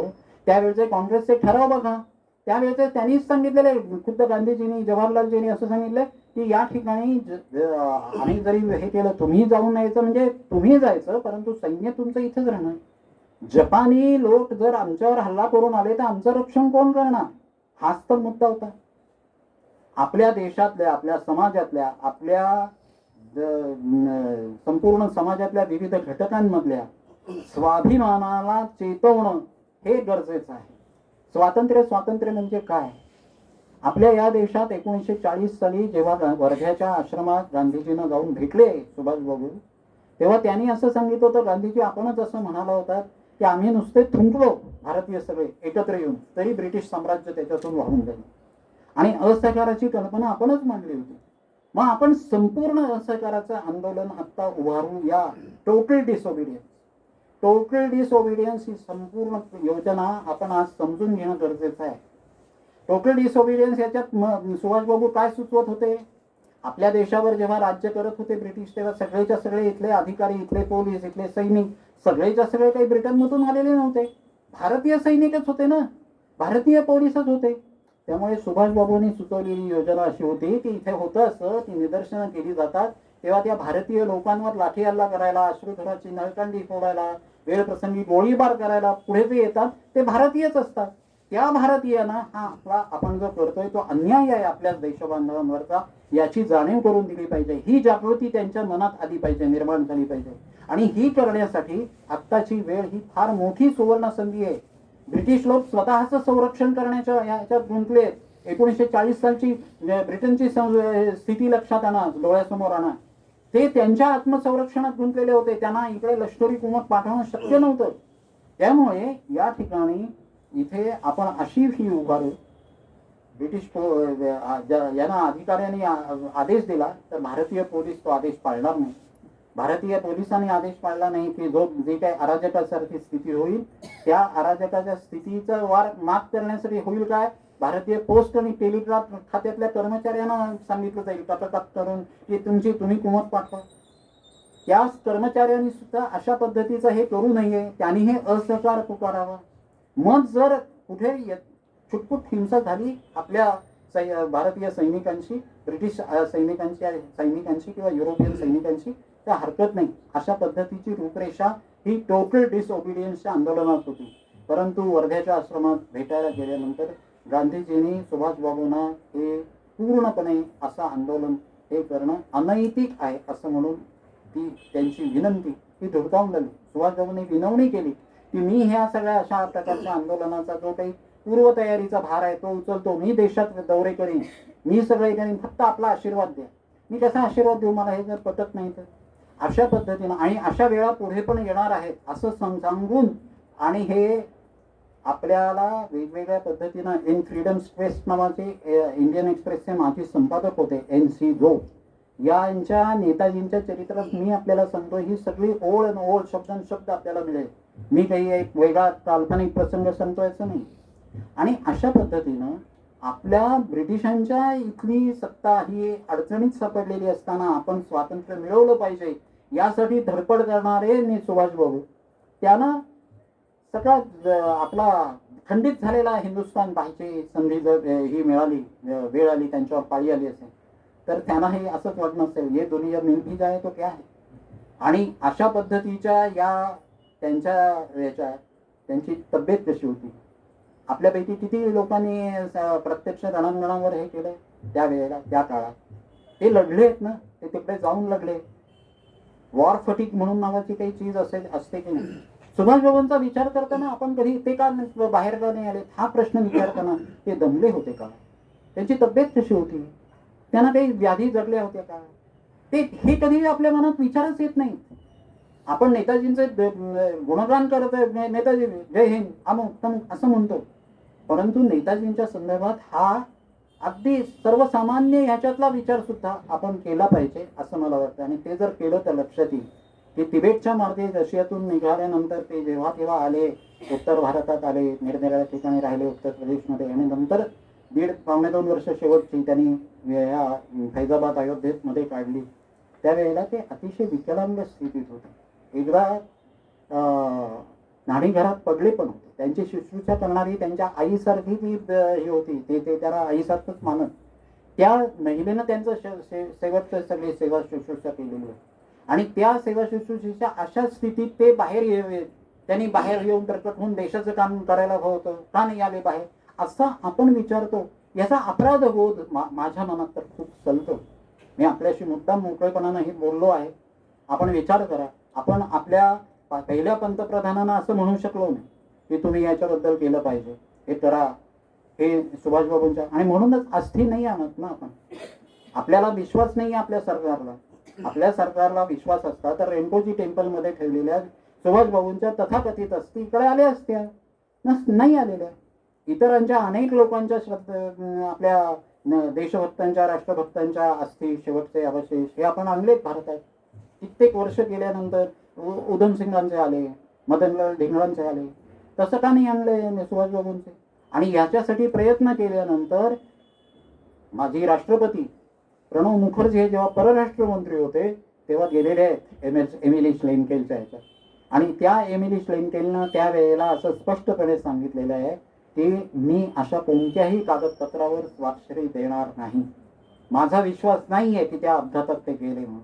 आणि तरीही विश्वासराव पाटील हे त्या एमिली श्लेनकेलचं काहीतरी उदाहरण देऊन त्यांचं एखादा कोणीतरी भाचा पुतण्या हा माझ्याशी फोनवरून बोलला असं सांगून दावा करतात की आता बोस फॅमिली उभी विभागलेली आहे या विषयावर. त्यांचे हितसंबंध गुंतलेले त्या सगळ्या याच्यावर मध्ये प्रकरणामध्ये. आणि जोपर्यंत कागदपत्र रिलीज होत होती तोपर्यंत ममता बॅनर्जींच्या बरोबरीनं उभा असलेले सुब्रत बोस म्हणजे त्यांच्याच पक्षाचे खासदार त्यांना ममता दिदीच सांगतात की ही सगळी जी कागदपत्र 60 फायली पश्चिम बंगालच्या गुप्तहेर खात्याच्या मी आज रिलीज करते, त्या बघितल्यानंतर असं स्पष्टपणे जाणवतं की तुम्ही जे म्हणता आहात की अपघातात गेले ते माझा विश्वास बसत नाही. हे ममता दिदींचे फोटो, त्यांची वक्तव्य प्रसिद्ध झालेली आहेत. त्यांच्या या अशा अनेक गोष्टी सांगता येत राहतील. आणि मी आपल्याला सुभाषबाबूंसारखा माझा जिव्हाळ्याचा विषय असल्यामुळे किती थांबायचा काही प्रश्नच येणार नाही. परंतु मला असं वाटतं की मी माझ्या अभ्यासातल्या काही मोजक्या गोष्टी आपल्या समोर मांडण्याचा प्रयत्न केला. जवळजवळ 53-54 वर्ष झाली मी सुभाषबाबूंचाच अभ्यास करतोय. मला असं वाटतं की सुभाषबाबू हे आपल्या तरुणांना अतिशय प्रेरणादायी असं व्यक्तिमत्व आहे.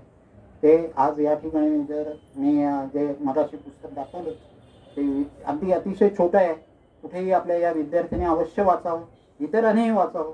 आणि त्याच्यात या नंदा मुखर्जींनी पुढे सिडिशन कमिटीचा विवेकानंदांच्या संदर्भातला एक अहवाल पण छापलाय, मुद्दा अतिशय गोपनीय अहवाल. 1997-98 मध्ये 1897-98 मध्ये आणि नंतर 1900 म्हणजे स्वामीजींच्या निधनानंतर सुद्धा ब्रिटिशांना स्वामीजींची कशी भीती वाटत होती ती त्या वृत्त अहवालामध्ये नमूद केलेलं आहे. असं हे पुस्तक, त्याचे संस्कार, त्याचे एकूण हे असं धन आपल्याजवळ उपलब्ध असताना आपल्याला जिथे जिथे देशकार्यासाठी झटणारा माणूस दिसेल तिथे सुभाषबाबू आहेत. नेताजी तुम्ही कुठे आहे, नेताजी तुम्ही कुठे आहात असा प्रश्न विचारला की त्याची उत्तरं येतील. जिथे जिथे देशभक्ती आहे, जिथे जिथे हातात मिळेल, उपलब्ध होईल त्या साधनांविषयी, देशाच्या रक्षणासाठी, देशाच्या स्वातंत्र्यासाठी, देशाच्या सार्वभौमत्वासाठी लढायची वेळ येईल. त्या त्या ठिकाणी तो जो माणूस आपल्याला प्रकाशमान रस्ता दाखवणारा असेल ते सुभाषबाबू असतील, ते नेताजी असतील अशी माझी खात्री आहे. एवढं मी बोलतो आणि बोलायचं थांबतो. धन्यवाद.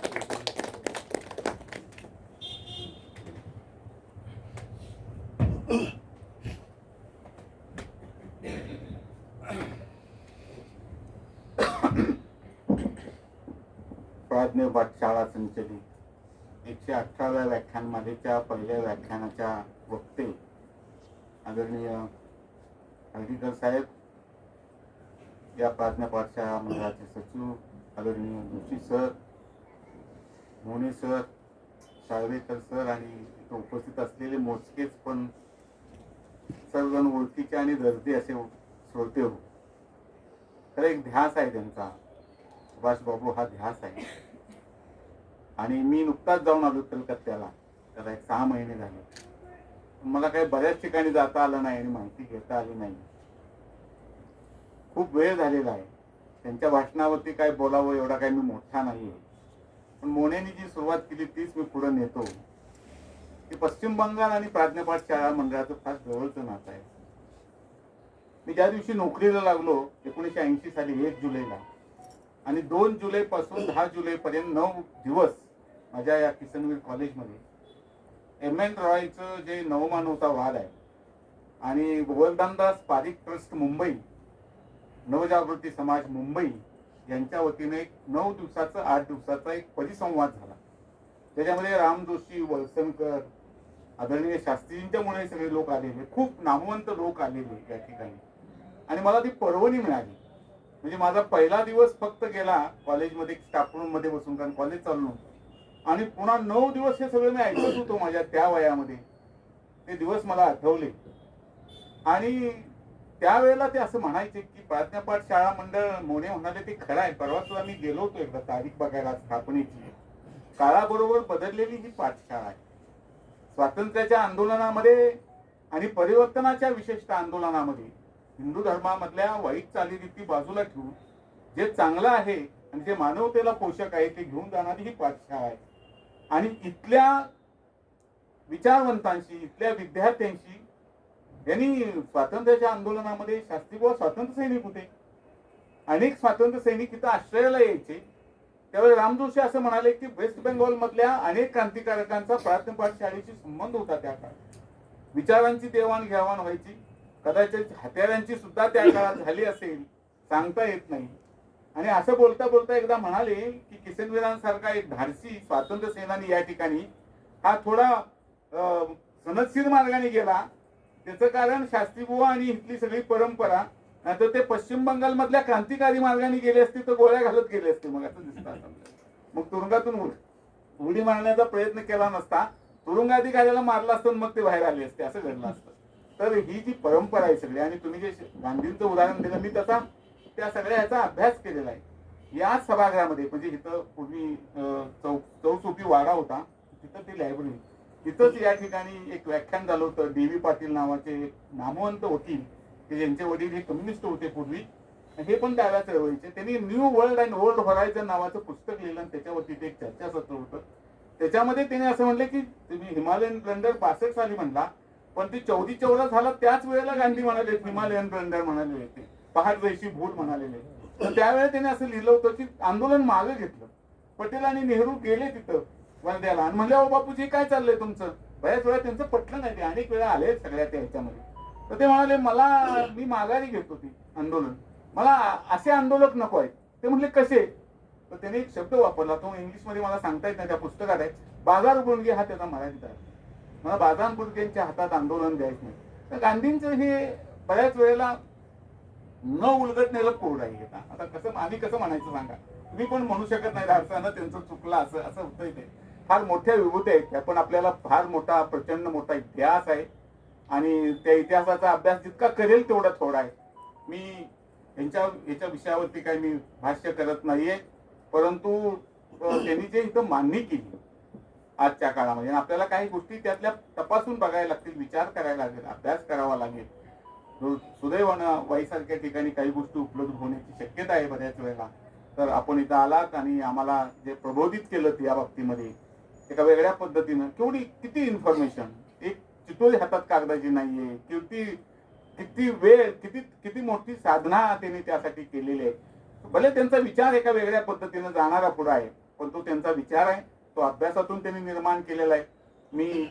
मला अध्यक्षस्थान दिलं या व्याख्यानमालेचं, त्याबद्दल मी पाठशाळा मंडळांचा आणि त्यांच्या पदाधिकाऱ्यांचा आभार मानतो. आपलं दर्शन झालं त्याबद्दल त्याचाही आनंद मी व्यक्त करतो. धन्यवाद.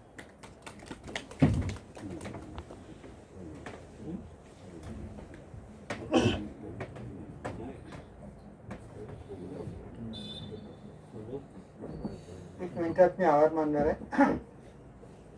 हल्लीकरांनी जे विषय ज्या पद्धतीने मांडले, तर प्राज्ञभाषा मंडळाच्या एकूण ध्येयधोरणामध्ये असे विषय चर्चेला यावेत असं मला वाटतं. काही विषय मतभेदाचे आहेत, काही योग्य आहेत, तुमचे विचार वेगळे आहेत, त्याहीपेक्षा विचार मांडणारी माणसं यामध्ये वाईमध्ये आहेत. आपण पुण्याहून अशी माणसं एकत्र करूया आणि विचार मंथन किमान 3 दिवस आपण करूया आणि याची जबाबदारी प्राज्ञभाषा मंडळ घेईल. आणि तुमचे विचार योग्य अयोग्य तुम्ही त्याप्रमाणे, आमचे विचार ते इतर जे बोलतील त्यांचे विचार, हे विचारांची देवाणघेवाण करणे ही प्राज्ञभाषा मंडळाची वैचारिक बैठक आहे आणि ही आपण त्या व्याख्यानाच्या माध्यमातून पूर्ण केली. त्यावेळी तुम्हाला आभार मानायला थोडे दुबल सर व्हायचे आहेत, अभ्यासाचे अभ्यासक आहेत, या प्रकाराला माहिती आहे. अनेक ठिकाणी हिंडलेले आहेत, विशेषतः सातारा जिल्ह्यामध्ये सगळे जे क्रांतिकारक आहेत त्यांचे तोंडपाठ आहेत. जसे यांचे तोंडपाठ आहेत तसे तोंडपाठ आहेत. तारीखनुसार नाही तिकीट यांनी जशा तारखा सांगितल्या त्याच्यात तेही तारखा सांगतात, नुसत्या तारखा नव्हे नावच सांगतात. ते सगळं अभ्यासू माणसं आहेत. अशी माणसं आपण एकत्रित करूया. यांचेही विचार, काही महाविद्यालयामध्ये अनेक वर्ष राज्याचे प्राध्यापक होते, हेडही होते, त्यामुळं त्यांचे विचार महाविद्यालयातले काही विद्यार्थी किंवा तिथे प्राध्यापक इथे येणे आवश्यक आहे. मला थोडीशी खंत वाटते की अशा कधीची व्याख्यान ऐकायला अलीकडची तरुण पिढी काय येत नाहीये याचा विचार दुबल सरांनी करावा. ते अनेक वर्ष जे काम करत होते, अजूनही ते मुक्त विद्यार्थ्यांनी काम करतायत, तिथं अनेक मुलं शिकतायत, पण त्या मुलांनी ही व्याख्यानं ऐकली पाहिजे, त्या मुलांनाही नवीन दृष्टी आली पाहिजे. विचार देणं आणि विचार घेणं हा जो संवादाचा भाग आहे तो आपण केव्हा तरी पूर्णत्वाला नेला पाहिजे. इथे दुबल सर आमचं वाईचं महाविद्यालय आहे, तिथून मी काम केलंय, मी सच्चे होतो, नाही आपल्याला साध्य झालं, ही खंत आपण केव्हा तरी मांडली पाहिजे ना. आणि असे काही ते वक्ते अभ्यासपूर्ण म्हणजे किती अभ्यास आहे म्हणतात, एका विषयासाठी आयुष्य वेचणं ही काही साधी गोष्ट नाही. फक्त त्यांच्या डोक्यामध्ये सुभाषचंद्र बोस याच्याशिवाय उत्तर काहीही बोलले नाही. आता ठीक आहे, विवेकानंदांचा उल्लेख करणं, कोणाचा प्रभाव होता, सावरकरांचा काय झालं, असा त्यांचा अभ्यासाचा विषय, त्याच्यावर मी जास्त बोलत नाही. पण अशी ध्येयवादी माणसं एकत्र येणं आणि तरुण पिढीला नवीन दिशा देणं ही अत्यंत आवश्यक वाटते. आपण आल्यात मनपूर्वक आभार. दुबल सरांचे मनपूर्वक आभार. उद्याला विनायक कुलकर्णी यांचं नदी, ओढे, नाले यांचं पुनरुज्जीवन याच्यावर अत्यंत अभ्यासपूर्ण सेंट्रल झोनमध्ये काम करणारे ग्रस्त आहेत, त्यांचंही हे व्याख्यान होईल. आपण या ठिकाणी आल्यात सर्व धन्यवाद. आपण जे उपस्थित आहात तुमचेही धन्यवाद. तुम्ही अशा तरी उद्याही या आणि तुमच्यावरच्या मित्रांनाही घेऊन या, मी तुम्हाला आवाहन करतो, थांबतो. धन्यवाद.